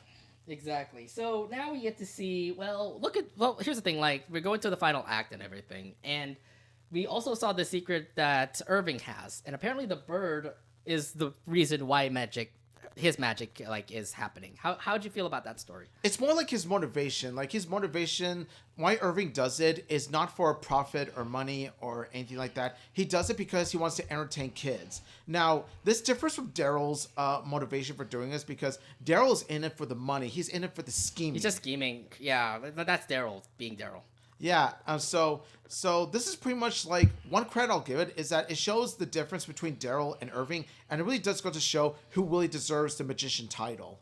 And that's what Daryl realizes himself. It's just like, Daryl doesn't think of himself as a magician the way Irving thinks of himself as a magician. Daryl thinks of himself as a schemer and disguising himself as a magician. So Daryl decides to pretty much throw away the game in order to have Irving win, because Daryl feels that Irving deserves it. Right, exactly. So I really do feel bad about this episode, about this scene here, because this is Midge. This is a pet that Irving was raising for a while to do all these magic tricks and stuff like that with him. When he did this whole, and the thing is, like, they did a lot of magic tricks in this whole competition, that Midge is definitely tired, and that this is all he's living for. Like, this is like the point of what Midge is all about. Like, not Midge, but what Irving is all about: being a magician and helping kids out, helping kids of Brighton be happy with all the magic things that he does. So, seeing the fact that Midge is definitely tired, that bird cannot be able to actually help Midge out. I'm sorry, help Irving out on the last couple of magic tricks, kind of makes you feel sad that, hey, Daryl, I know that you're scheming and things like that, but there's a bitter purpose of why Irving is doing all this magic stuff, right? Yeah, Irving's doing it for the right reasons. All right, exactly, and we'll get to see that magic trick right now, where we get to see him literally unchained, and then, like, if he never gets unchained, he doesn't get unchained in 30 seconds, he's gonna get blasted with, like, paint cannons. So he's trusting Midge to, unlock that lock. FYI, not magic, by the way. So it tells you, like, the secret behind the magic is all about that bird. Yeah, and pretty much, I like how you can tell, like, how nervous Midge is right there. Oh, like, he's tired. Sweating. He was tired. He literally was dead on the floor. Yeah, it does go to show how, hard, Midge works. Like, that is one hard-working bird right there. That's a bird with a salt ethic. He went through all these magic tricks, and he's the purpose of the magic, because, like, or quote-unquote magic, because they're not all, like, real magic tricks. Yeah, and honestly, I look at this and I'm thinking to myself, give this bird a raise. Like, give Midge a raise. Yeah. So, yeah, we get to see Midge absolutely tired. It looks like that magic trick may not work out for Irwin at all. And then we get to see Scratch come back. FYI, we didn't see the whole resolution to that Point B story. Yeah, exactly. Like, there was no... He ends up getting a broken arm, and that's it. I'm like, okay, what happened? Can you explain more about what happened in that part? The B story was non-existent from watching the episode. Like, there could have been a B story, but... No, there was no resolution, and it just tells... Well, there is resolution, but at the same time, you didn't explain it entirely. So it's like, oh, cool, you fixed it. Awesome. But we'll understand it if you actually explained it more, It's like, maybe put that to your montage instead of having magics all over the musical number. Now, I'm sure there's going to be a future episode in which it actually shows Scratch dealing with the cursed cabinet, like, from his point of view during the events that did occur, because, TV shows and cartoons do tend to do that. But as of right now, I'm thinking to myself, like, how the hell did Scratch manage to, manage the cursed cabinet so easily? Exactly, or more like 2 minutes, 3 minutes long in the episode. Yeah, exactly. I don't know, but he's back, and Daryl actually made a decision to actually make Irving end up winning, which it's a great thing for Molly, considering, like, oh my god, Daryl, you're growing up and you're actually giving your thing away instead of scheming. While Scratch is like, what? Oh, we could have won this thing. Yeah, and what follows also is like Daryl kind of ruined the moment where Molly is proud of Daryl because he was saying about how, hey Molly, we should do like a magician duo, like you and me, we're gonna get some gigs, and then I love Molly's. I forgot about this part. I love Molly's expression at the end. Where Shh, never speak of this again. Oh, we need to go to this part, by the way, where we get to see Scratch become Midge, like possess Midge, and he actually did end up pulling off the trick at the end. So, so cool that what was it? Irving ends up it's pain free. Obviously, Scratch was the one that pretty much did all the magic stuff, and Daryl pretty much hands the reins off to Irving to become the magician of Brighton, and it's good for him. I mean, look, we're not gonna see magician Daryl anymore, but it's great to show that Daryl had some characters say like, hey. I think it's better for Irving to actually become the magician overall. Yeah, because he's got a purpose. Daryl knows for a fact that like I said, Daryl knows he's not a real magician. He's a schemer disguising himself as a magician. Whereas Irving is the real magician. So in Daryl's mind, he's thinking to himself, you know what? Give Irving the title. Yeah. And then, like what Omid said in the end, like Daryl was thinking about having Molly become the magician and all. Molly's absolutely upset.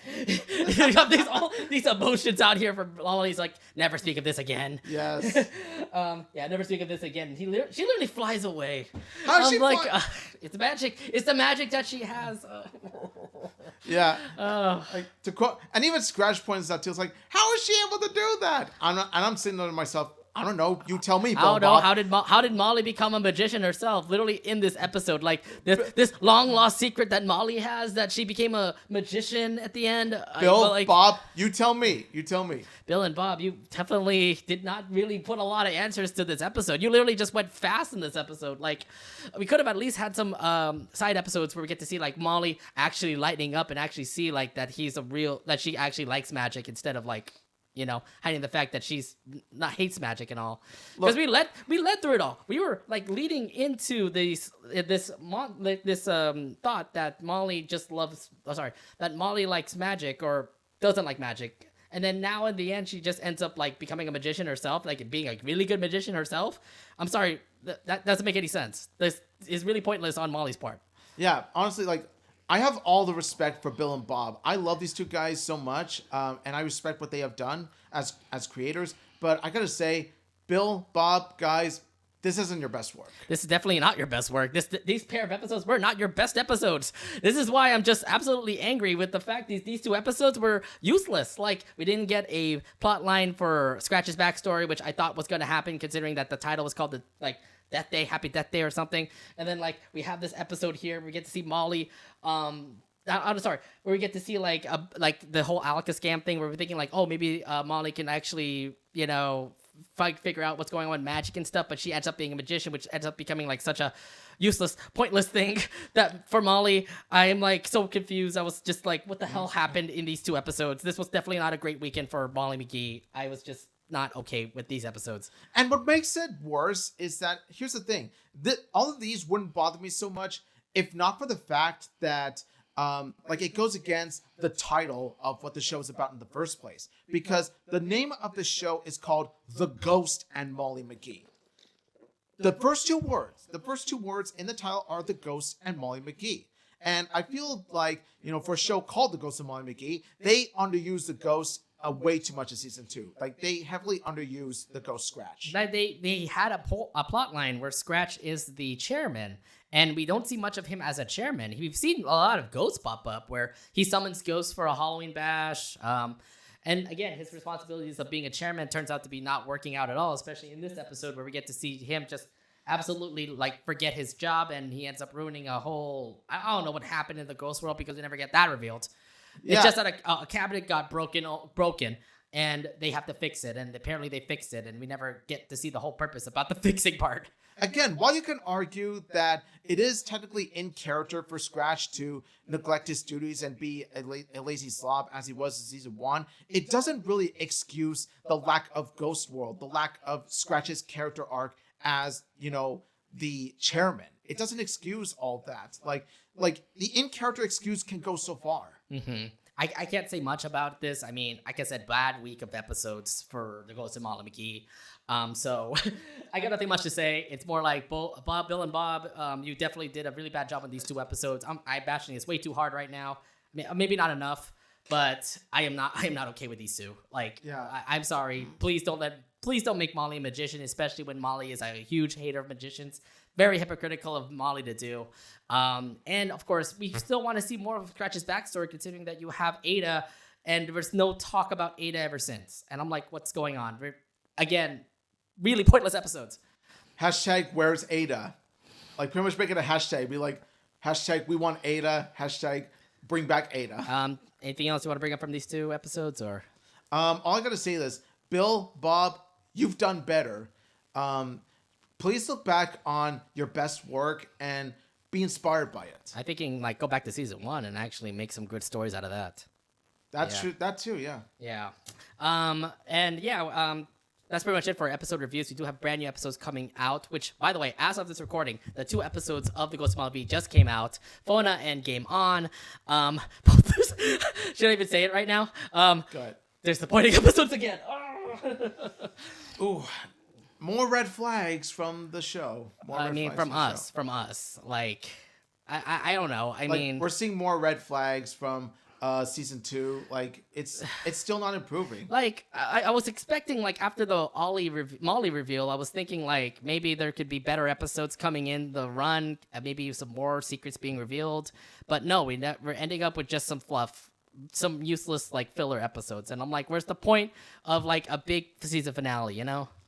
Yeah, honestly, and like I said, in season 1, it worked because they didn't overuse the filler episodes. The filler episodes were still there for comedic purposes and all that stuff, but they didn't,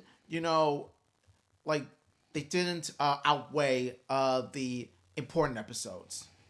Right, that's the thing. Right, exactly. And I mean, like, even Big City Greens does a really good job when it comes to actually making some season finales, okay? Yeah. So, I'm just saying.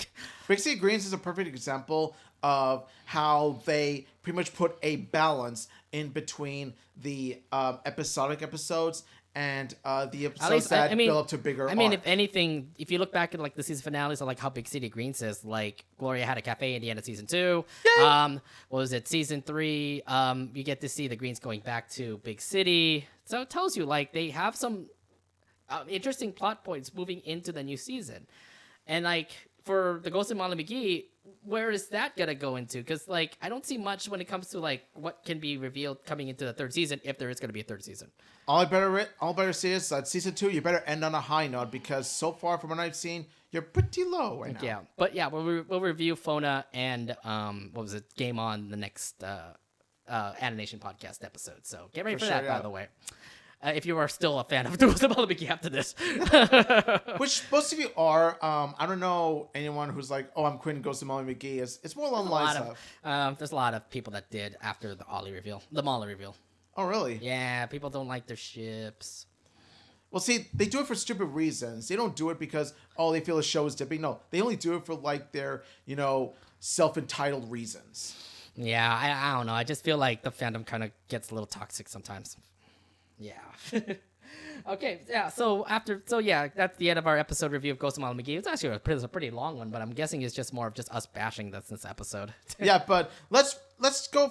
But rather than, us, like, going over, like, continuing on with the negative, let's focus on the positive. Let's focus on the things we're happy about. Yes, exactly. So let's actually bring up the news that came up recently. Now, our title is called The Movies Are Back, and we pretty much have the rest of the episode all about movie titles that have been revealed and things like that. So let's go ahead and actually talk about one that came in particular. It was called The Legend of Zelda.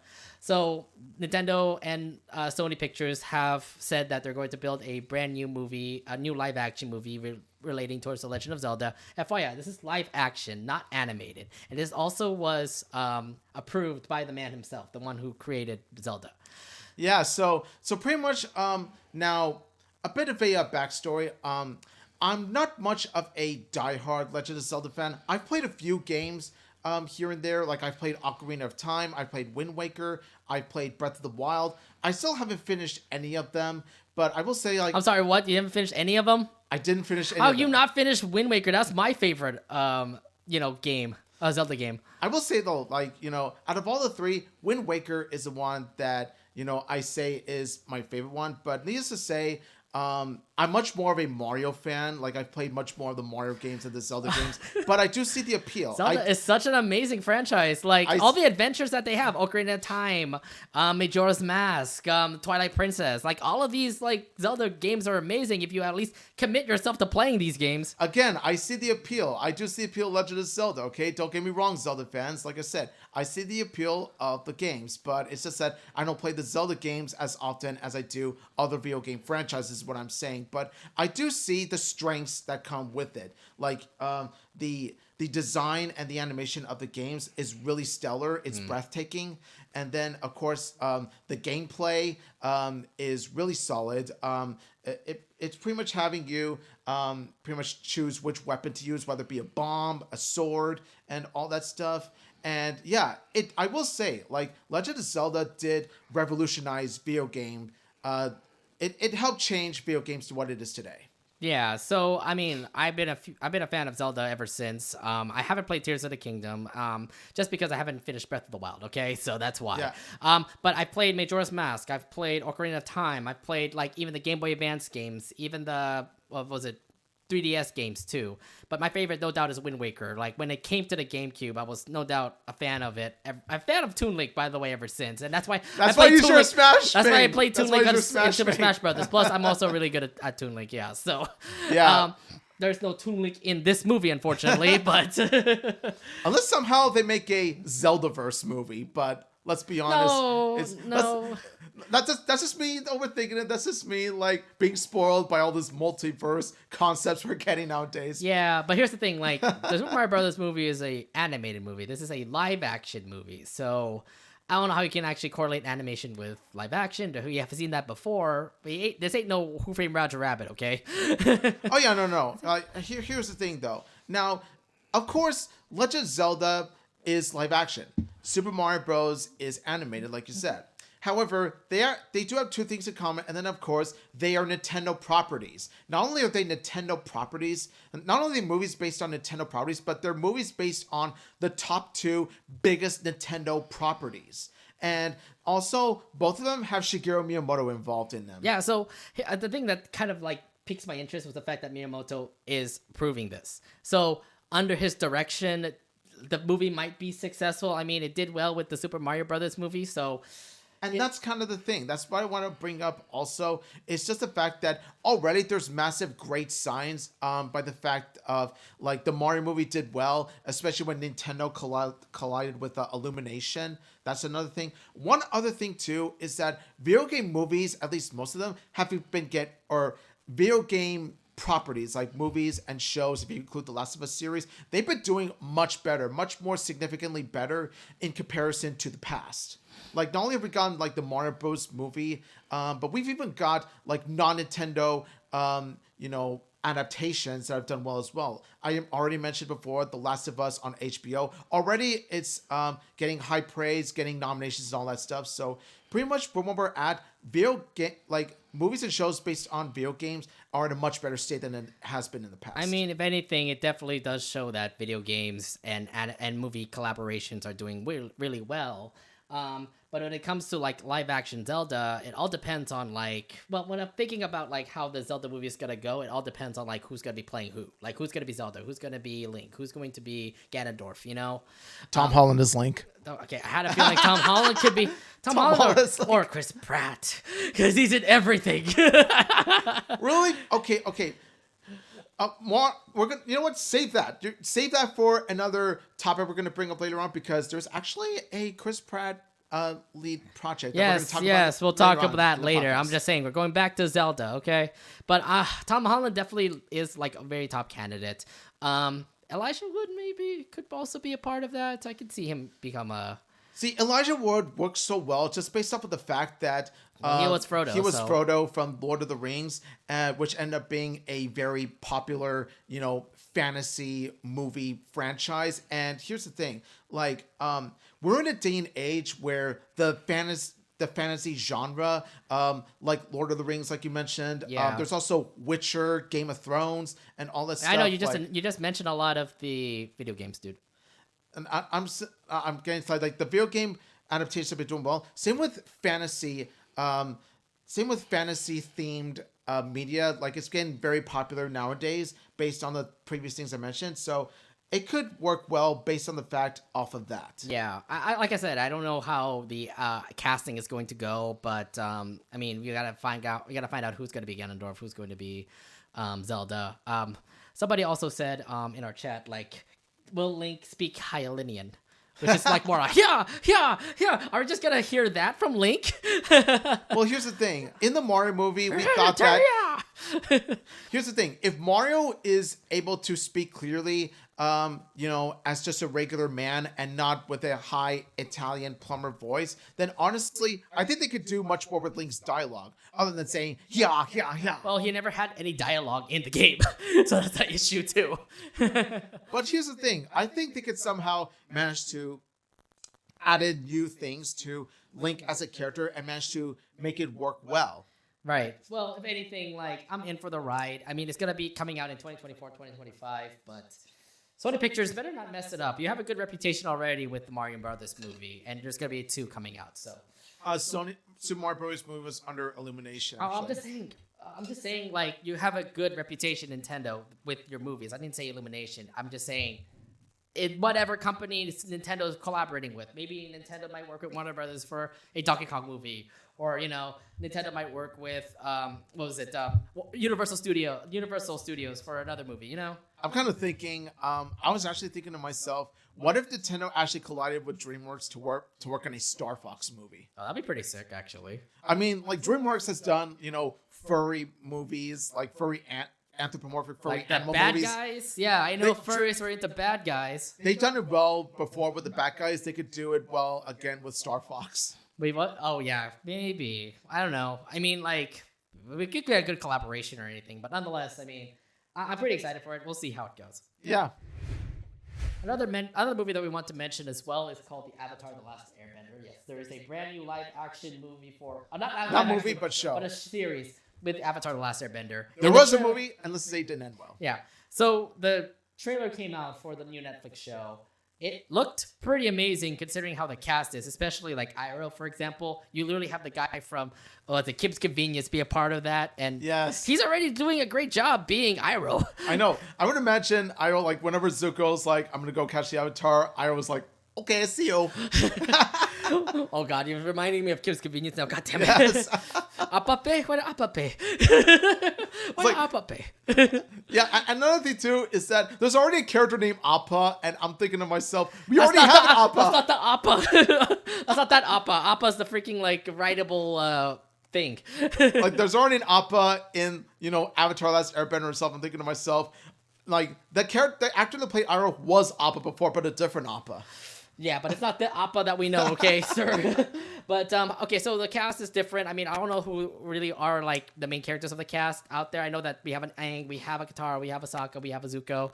I don't think we saw a Toph over in that trailer, did we? Yeah, that's kind of the thing, is that, now, of course, I was really impressed by what I've seen from the Avatar: The Last Airbender trailer. I thought it looked epic and all that stuff. And the characters look really great, too. Like, they look so well detailed. But throughout the trailer, I'm thinking to myself, where the hell is my girl Toph? Okay, but there's other people that were also there that got revealed. I mean, you got Azula. Azula was revealed, right? Or Azula was revealed. Yeah, see, she looked kick-ass. She looked kick-ass, too, okay? She looked really great, but, as some, like, my favorite character... you can't just be biased on the Earth Temple because of Toph. My favorite character is Toph, so I was wondering where she was, but other than that, I love this trailer. Because it shows, like, the tone and the atmosphere fit, like, it already stays true to the tone and atmosphere of the original series, and I love it for it. Yeah, I mean, there's only a trailer that came out, and I think it's a teaser trailer. There wasn't really much, like, scenes that came out of that trailer. If anything, it does look really cool to see that the Nickelodeon adaptation of Avatar: The Last Airbender has been, like, I think being treated really well in Netflix. So here's the thing that kind of gets me now, is because of what happened. If we just see it like a teaser trailer, it's fine. Will it be a hit or miss when it comes to Netflix shows? I mean, we've done it before with Cowboy Bebop, and we thought it looked great from the trailer, and then it sucked from the series. We looked at One Piece, and it looked great from the trailer, and it was an amazing series. Yeah. So, like I said, a hit or miss when it comes to, like, live adaptations of animated shows on Netflix. I really hope that it doesn't become part of those misses. Yeah, and that's another thing too that I want to mention is that like thanks to One Piece and how Netflix really nailed One Piece amazingly up to the point where it made me watch the original anime itself despite how long it is, by the way, on the 100th episode. It also made me boost up my faith in Netflix for anime or animation adaptations. It's still like a work in progress. Just because of one anime series becoming live action was so successful, does that mean other other animated live action adaptations become good? We can only hope. I wouldn't put my full faith in Netflix yet. Okay, that was just one show that ended up doing really well. I wouldn't immediately say Netflix, you're gonna get a good hit from Avatar. Like, we can only hope. But yeah. Another thing too that I want to point out is that looks can be deceiving, like we said, and honestly, there's already a red flag though. There's already a massive red flag, and it's just the fact that the two creators of Avatar: Last Airbender have left the project. So when the creators are not involved with the project, that's already massive red flags. Yeah, we already talked about this before, where like the creators were not going to be involved with it. My thing now is like, well, that means that the scripts could be out of place. You know, I mean, if any in One Piece, they at least brought Oda. He approved about the project on the Netflix, and it turned out to do really well because it actually did follow the manga and follow the anime. Yeah, so I mean, so if you're gonna make an adaptation of anything, whether it be video games, cartoons, anime, or whatever, you gotta have the creator involved in it because the creator knows what he's doing. I just really hope like they actually follow with like the Avatar animated series. Maybe like keep it like at par, keep it like the same storyline and all, and maybe it might go well. But we've seen what happened before when you had another creator come by and actually make an Avatar adaptation. Okay. Sorry, I'm like Shyamalan. Yeah. Your movie was terrible. Yes. Yeah, honestly, with regards to the TV show, honestly, this better be better than the live action movie. Because M. Night Shyamalan's Last Airbender is honestly the worst movie I've ever seen. Yeah, I know that.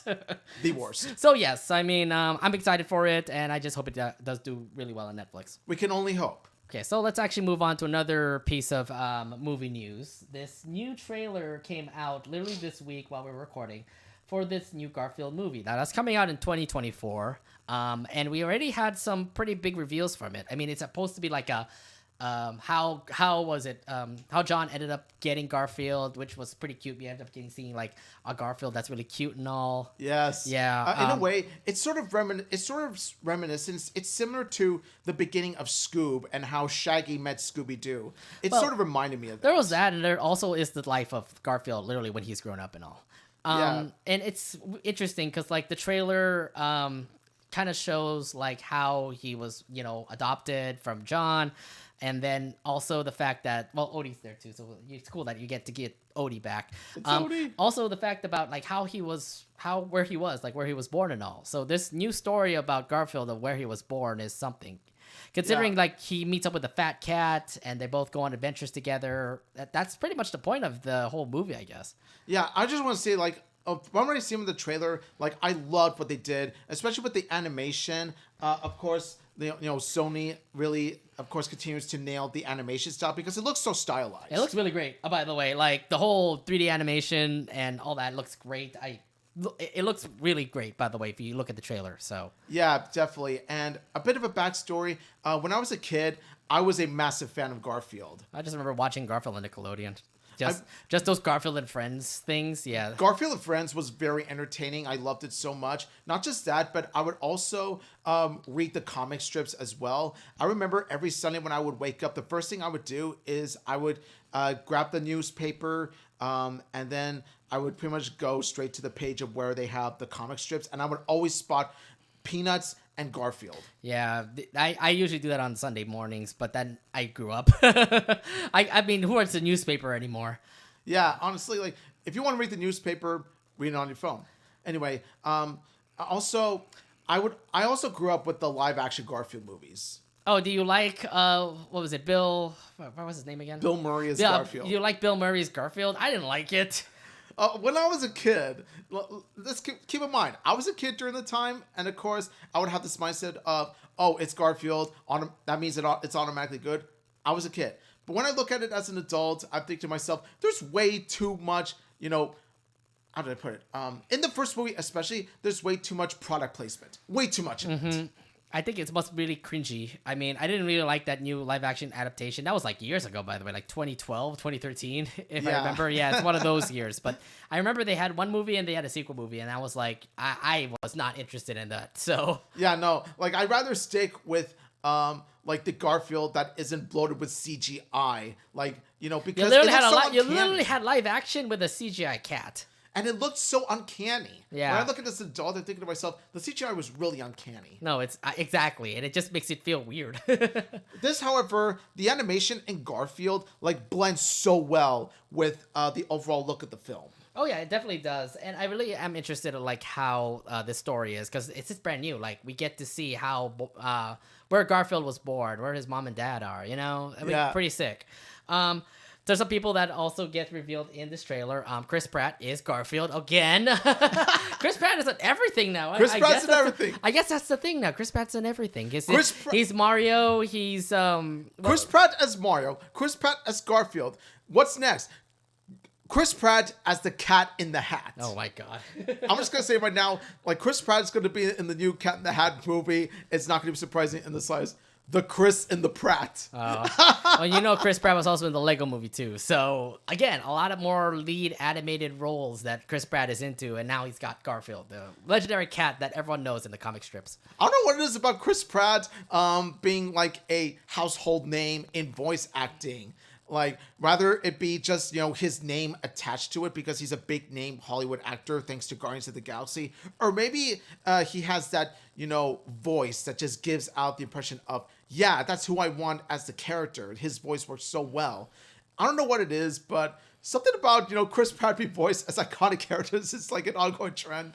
That's kind of funny to see. I don't know. Maybe the next animated movie comes out and Chris Pratt be a part of it. I don't know. But Chris Pratt is in it. Also, Samuel L. Jackson is also in it too.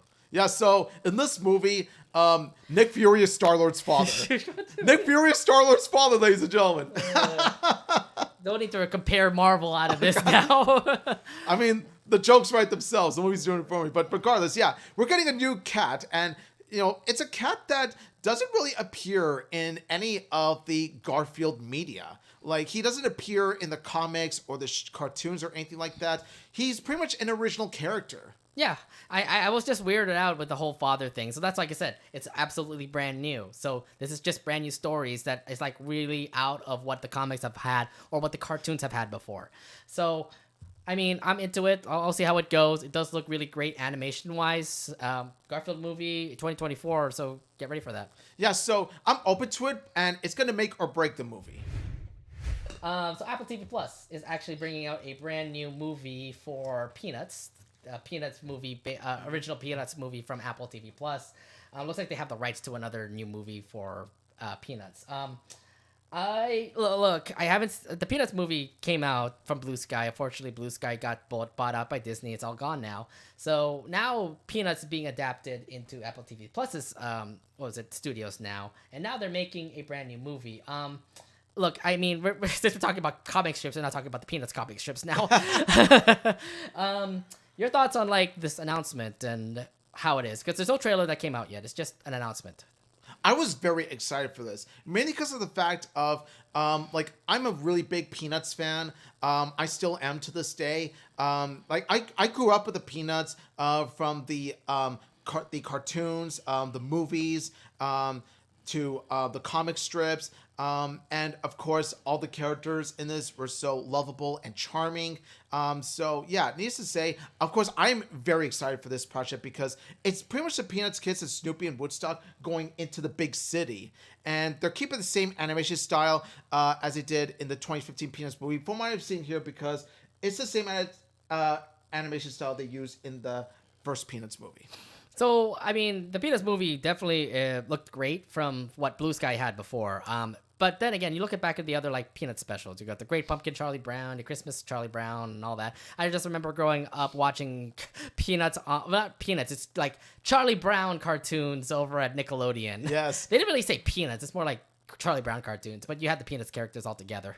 Yeah, when I was a kid, I would always call Charlie Brown instead of Peanuts. Yeah, because when I think Peanuts, I think, oh, Peanuts a snack. It's like Charlie Brown and Snoopy Show or something like that. Yeah, that's almost the title of like the cartoon. I'm like, wait, this is Peanuts. Literally have like Peppermint Patty. You had Lucy. You had like Linus and everybody that was there. We had Woodstock too. I'm like, you gotta just call it Peanuts, guys. Just keep it like that. Yeah, but needless to say, like most of the Peanuts media is just so innocent, so charming, so cute, and it's just like, I can't get enough of these characters, and it's just so great to see them again. And also, I'd like to know from you all, and from you, Nate, who is your favorite Peanuts kid? Man, I think I was a huge Lucy fan. I'm actually. It got the whole like psychiatric help thing that Lucy runs, and plus like Lucy with the whole football thing taken away from Charlie Brown. That was a running gag that I think is hilarious. Yeah, and as for me, my favorite Peanuts character, and she's always been like ever since I was a kid, Peppermint Patty. I've always loved Peppermint Patty. Yeah. There have been jokes. There have been like things where we saw that Peppermint Patty's lesbian or something. Is that true or? Rumors do speculate that, but deep in my heart, I know she has a crush on Charlie Brown. Come on, so she could be. Maybe I thought Lucy would be that person that likes Charlie Brown. She could be straight bi or whatever, but I love her. Who's that one girl that Charlie Brown loves? That's definitely like off picture or something. The red-haired girl. Yeah, that's right. I'm like, who's she? They don't even give her a name. They just call her red-haired girl. Yeah, I'm like, who's she? And plus, like, he does get like a face reveal, I think, in the cartoon. I think they did at one point in the cartoon, and they definitely did in the Peanuts movie for sure. Oh, they did? Oh, shoot. Okay, I didn't see the Peanuts movie. Like the red-haired girl, they show her full-fledged body at the end of the Charlie Brown movie. Oh, okay. The Peanuts movie. The Peanuts movie. FYI, I haven't seen it, so I don't know. You spoiled it for me. Great. Wait, you haven't seen Peanuts movie? I didn't see the Peanuts movie, no. I'm shocked you haven't. I thought you already did. No, I haven't. This is why I didn't say that I didn't watch the Peanuts movie. So, yeah. Yeah, I'm just like... Well, thanks for spoiling. It's okay. That was only just one point. That's not really like a big thing. So, yeah. But either way, I mean, I will be excited for it. This looks to be an interesting project from Apple TV Plus. Yeah. And Apple TV Plus has been posting up really good original Peanuts specials and all that stuff. And just by the fact that they're making a Peanuts movie with them being in the big city, I'm definitely excited for. All right. Well, Peanuts movie that's coming out in 2024. They have announced it. There's no trailer yet, so I'm assuming it'll probably be out in late 2024, early 2025, depending on how things go. Yeah, so keep on the lookout for that. Now, we've been talking about SAG-AFTRA. We've been updating you guys about the strikes and everything, and then how your movies have been delayed and how things are, being out of the blue, just saying like, okay, we are delaying all the movies. Like Marvel Studios doing some bad job because they're delaying the movies considering they're not paying their actors and there's a strike still going on. If anything, this is over now. This strike is officially over. They have pretty much settled everything. All the companies and the actors have won, and to say the least, the deal looks to be great for all actors that are in movies, to say. All I'm going to say is... movies and TV shows, yeah. Hallelujah! Hallelujah! Oh my god, I've been waiting for this damn strike to be over for months. It's been going on for months. And we were just wondering, when is it going to be over? When are movies going to stop being delayed? But now, it's finally happened.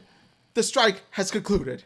The strike has finally concluded, and yes, SAG-AFTRA can finally go back as of November 9, which just came out a couple days ago. Actors are back doing production on their movies, and now movies are currently back in production. TV shows are back in production, so get ready to see those movies come out. But I'm assuming they're going to be coming out in a couple years, considering how delayed this strike has happened.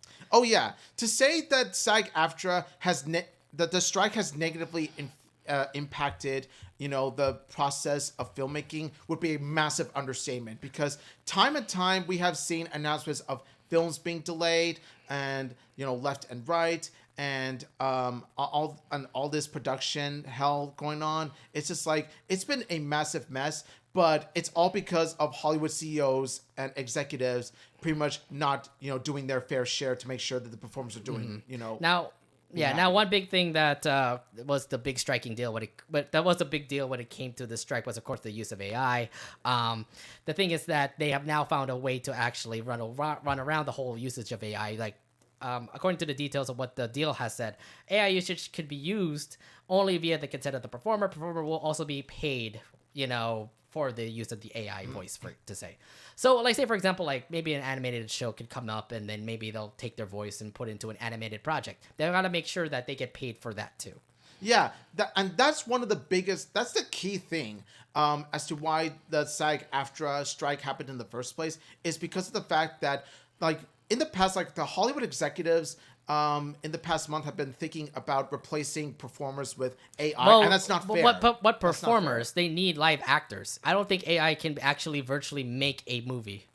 And that's kind of thing, that's like, more for the writers. That's why the AI was kind of more important on the writers. The AI was more towards like I think actors voicing and stuff because they can take people's voices and actually put it into cartoons, which is the more reasonable side of why AI was being picked on there. Regardless, like Hollywood has been prioritizing AI over everything else, including the writers and like even performers in some cases. So it wasn't fair of Hollywood to do it. And so here comes the deal in which like they're gonna say that they're gonna use AI properly. Like they're gonna use AI properly to a point where like they're gonna consider the performers. They're gonna consider their consent. And you're going to make sure that performers get the credit and pay that they deserve. Were you able to read the whole entire like deal of like the full breakdown about the whole entire deal or not? I got the key points of that. Okay. And one of them is, of course, like I said before, the AI, because AI has been a huge topic. In terms of did you know about the wage increases?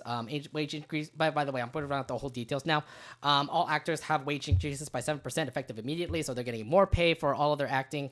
It will increase by 4% in 2024 and 3.5% in 2025. So it's a lot more pay for those that are currently in the SAG-AFTRA union. Yeah, so pretty much that's been one of the key things in regards to like not just performers but writers in general is that the Hollywood staff has been heavily underpaid. That they feel like the Hollywood CEOs are getting the 90% share of the money that they're making, and they're not giving enough to the performers and writers. Hence, why the strikes have been going on. Now, another thing that also is pretty significant about the deal was also the streaming bonuses. Actors will be paid for streaming bonuses if the program is viewed more than 20% of what the platform domestic subscribers. So, say for example, like the domestic like all the subscribers that you plan on putting up for how much the movie, how the movie is gonna go. If it does increase by 20%, you do get bonuses you do get paid bonuses because of that. So, that's actually really good, depending on like how successful the TV show is or the movie is on Netflix, on Hulu, on Disney Plus, that kind of thing. Yeah, so that's pretty much the positive impact about this is that if a show is successful or a movie successful, like it pretty much gives more credit to the actors who are performing to make sure who may as well be the key reason why the movie or show is successful in the first place. So that's what I like about that. For those who are trying out for lead roles or roles that are coming into movies and TV shows, there's no need to memorize scripts or do stunts during auditions, and no charges when it comes to like getting equipment when it comes to doing a virtual interview or a virtual performance to say. It actually does really help out for those that are trying out to be part of the Screen Actors Guild. Yeah, it really does, and that's pretty much like this is why the SAG-AFTRA deal is pretty much like with the AMPTP, like the deal, it really does put a positive impact on Hollywood for many reasons. So that's pretty much the main points about the whole entire details of the SAG-AFTRA deal. No doubt it definitely is a huge thing that they were able to get things done. No doubt it was. Obviously, things have been settled. Now everything's back to normal. The side effects that came from this, though, is the fact that we're getting movies being delayed. Movies like Mission Impossible Dead Reckoning Part 2, that's being delayed for another year, I believe. Pixar's Elio is now back to 2025 instead of 2024 its release. Snow White remake is also being delayed as well. So when you hear about these movies being delayed now because of the strike, what are your thoughts on, not seeing your movie for a while? All I gotta say is that when I see these movies being delayed, it makes me glad that the SAG-AFTRA strike has concluded much sooner than I feared that it was going to. Because the more that the strike would go on, the more movies would be delayed. Yeah. And like I said before, like the strike has affected the movies so badly. It's especially in terms of like production and stuff like that. Therefore, they were having them be delayed. So yeah, honestly. all these movies be delayed. I'm sad that they got heavily delayed, especially Elio and the Snow White remake, especially into 2025. Yeah, I know Elio was the one that I think they were focusing on, because like remember we were watching like the new we were watching Elemental. You saw the Elio trailer, and you're thinking 2024 would be the big release date for that movie. Instead, now it's got pushed back to 2025, and Inside Out 2 is now your lead movie for 2024. Yeah, it's just kind of like it's kind of a weird coincidence how both Elio and the Snow White remake are both properties of Disney, and they're both being moved to not 2024 but 2025. Yeah, it's weird how Disney ended up actually, I think, getting the most hurt out of it with the whole SAG-AFTRA strike. Yeah, I think so too, and I think I think it all has to do with the fact of how Bob Iger was one of the most vocal ones in terms of dissing the strikers. Well, same goes to Warner Brothers as well. This Zaslav guy, he is also one of those people that like had a lead voice when it comes to the strikes too. So that is true too. That is true, but like but when people pretty much say like who is the first CEO that you feel is the part of the problem when it comes to Hollywood executives, like the first thing people think of is Bob Iger. Really? I think Zaslav, just because Zaslav started to cancel a lot of stuff from Warner Brothers. I think so too, but I think it's more on the lines of people think that because Disney's a bigger company than Warner Bros. Boom, Bob Iger before David Zaslav. But that's just a theory. I can't really prove anything. I can't put my foot in it just because both of them are part of the AMPTP. So they're the ones that kind of caused the whole thing about the SAG-AFTRA strike. And it's great that they actually did have a resolution with the actors.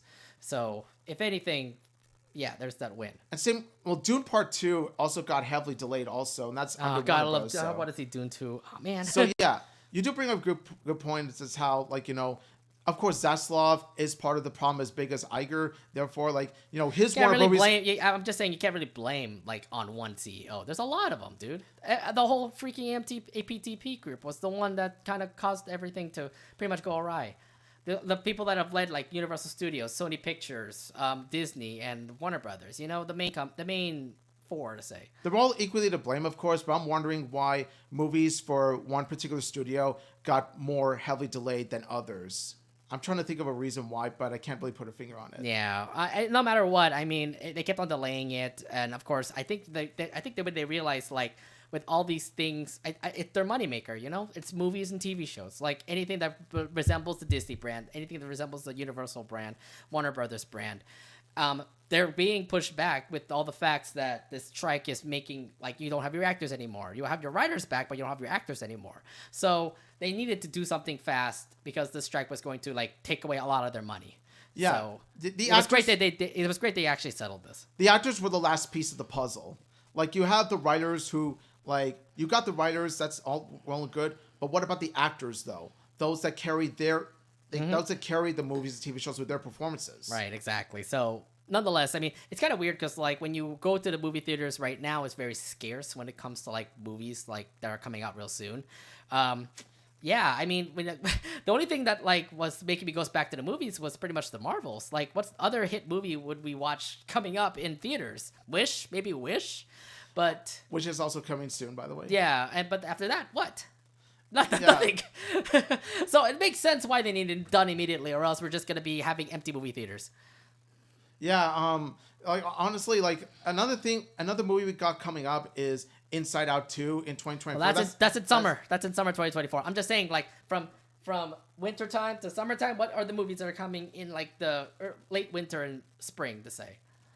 You don't really have anything. It's weird because like I thought Migration, for example, I know that movie was supposed to come out like in the wintertime because that was going to be Illumination's second film that's going to happen in 2023, but you don't hear any commercials after that, so I'm assuming that got delayed too.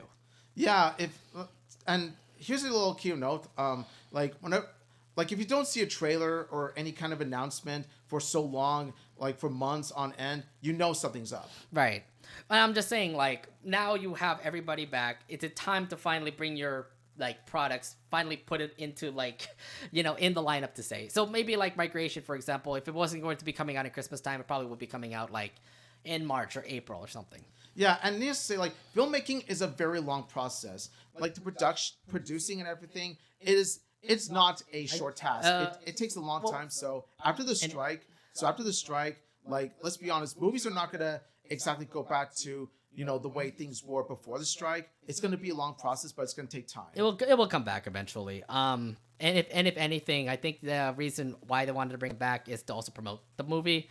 So that's why when the Screen Actors Guild finally did make their deal and that their movie is coming out real soon, I can imagine like the actors are doing commercials now just to say, hey, watch this movie, hey, watch that movie, Well, now that the strike is over, the actors, now that they don't have to do the strike anymore, they're actually more than free. They feel free to advertise or promote the movies that they star in. Right, exactly. Good. So expect more Comic-Cons to finally have like their stars back, I mean, I understand like Comic-Con and like New York Comic-Con, they didn't have all like the big actors and actresses. That's why you couldn't be able to actually see those big trailers this year. But now that they're back, I'm assuming next year's SDCC will be pretty epic. Yeah, so another thing I want to touch upon is that not only does the strike being over have a positive impact on filmmaking, also a positive impact on future events as well, because the problem with because of the strike that occurred this year, San Diego Comic-Con was very lackluster due to the actors and big name guests not being there due to obvious reasons. They're part of SAG-AFTRA or the Writers Guild. Now, with regards to next year, because the strike is over, SDCC is going to be much more lively, going to have much more big name actors, writers, and all that stuff.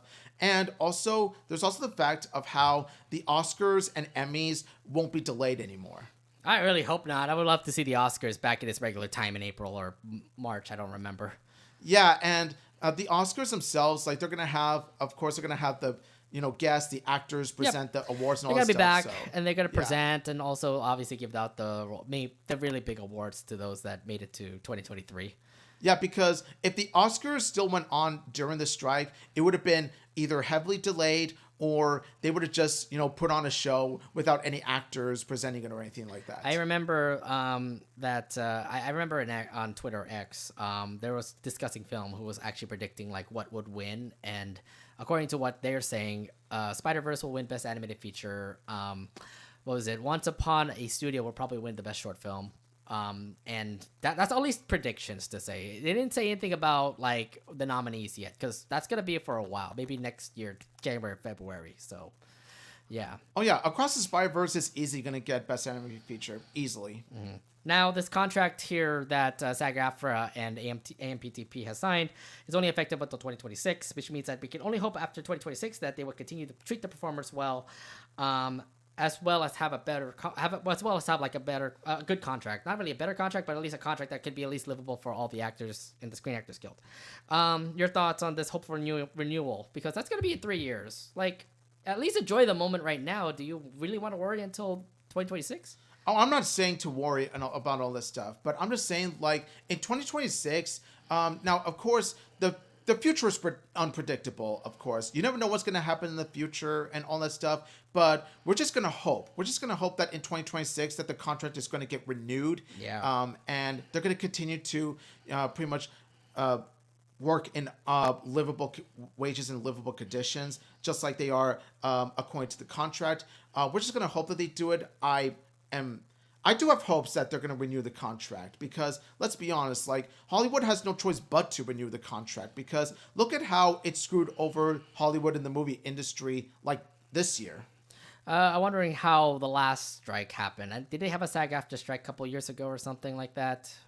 They had some sort of strike years ago, but it wasn't nearly as long or effective as this. Yeah, it wasn't this bad. I understand that, but I know that there were strikes. I know there was strikes, but I think it was like years ago, if I remember. Yeah, but no, this is a huge lesson to Hollywood to never take advantage or take writers or actors for granted again. Like, this should be a huge lesson that they learned the hard way, is what I mean. Right. Either way, the SAG-AFTRA strike is over. Movies are back in production. And it seems like we're going to have a slow process when it comes to getting Hollywood back to normal, when it comes to like summer movies coming out, which we'll probably do another one next year. Those kind of things. I mean, we can't wait to do our Oscars episode when that comes out soon. Yes. But either way, I mean, things are back to normal, and we have to no doubt about it. I mean, the Screen Actors Guild definitely put up a fight, and you all won. Same with the writers. You all did great, and you all won too. So, we're back. It's back, baby. Everything is back to normal. Yeah, so congratulations to WGA, SAG, and AFTRA for the good fight that you put up. You guys definitely won the fight, and we are happy for you. It really does show. It's an inspiring story. It's a story of inspiration that if you believe in something, like if you believe in a cause, like if you fight long and hard enough for it, eventually you'll end up winning in the end. Exactly, yeah. So back to Hollywood we go, and I can't wait for the next couple movies and TV shows to watch. Oh, yeah. The next couple years is going to be, filled with so much entertainment. Oh yeah, I mean, with all what we've talked about when it comes to the movies that we've just announced for this episode before Thanksgiving, it looks to have a bright future coming up for sure. Absolutely. Thank you guys for checking out the episode of the Anination Podcast. We are going to be off for next week because it is Thanksgiving. Again, like I said, for those who are watching on YouTube, you're going to be watching this right before Thanksgiving starts. So you probably will be eating turkey and things like that while you're watching our episode. Yeah, so consider it a huge Thanksgiving treat from us to you guys. And this has been a huge Eminem sort of podcast. What I mean is we've been discussing about Molly and movies. Yes, it's been Eminem. Yeah, you pretty much put it on the nose there. No, not the candy. We're talking about Molly and movies. Pretty much, yeah. Well, like I said, we'll do more Molly Mcgee episode reviews when we come back in 2 weeks, and I'll do a lot more stuff when it comes to the animation world. But until then, thank you all for checking out the episode. Make sure to follow us on Twitch so you can be able to watch the whole episode live. Make sure you also subscribe on YouTube, and also click the bell button so you'll be notified when the new episode will come on YouTube. Make sure you follow us on our social media sites on X, Mastodon, Instagram, and Threads. And also check out our Patreon page as well, patreon.com/AninationPod. And also consider on pledging for us so that you can be able to access a lot of awesome stuff. So needless to say, the more you pledge, the more perks and rewards you're going to get. Exactly. And that's pretty much it for us here. Again, thank you all very much for checking out our episode. We'll be off next week. We'll be back in 2 weeks for another Anination Podcast episode. But until then, we'll see you guys later. Thank you very much for watching. Bye. Bye, guys. Again, see you guys later. Happy Thanksgiving, everybody. Gobble, gobble, gobble. Eat up that turkey, folks. Eat up that turkey.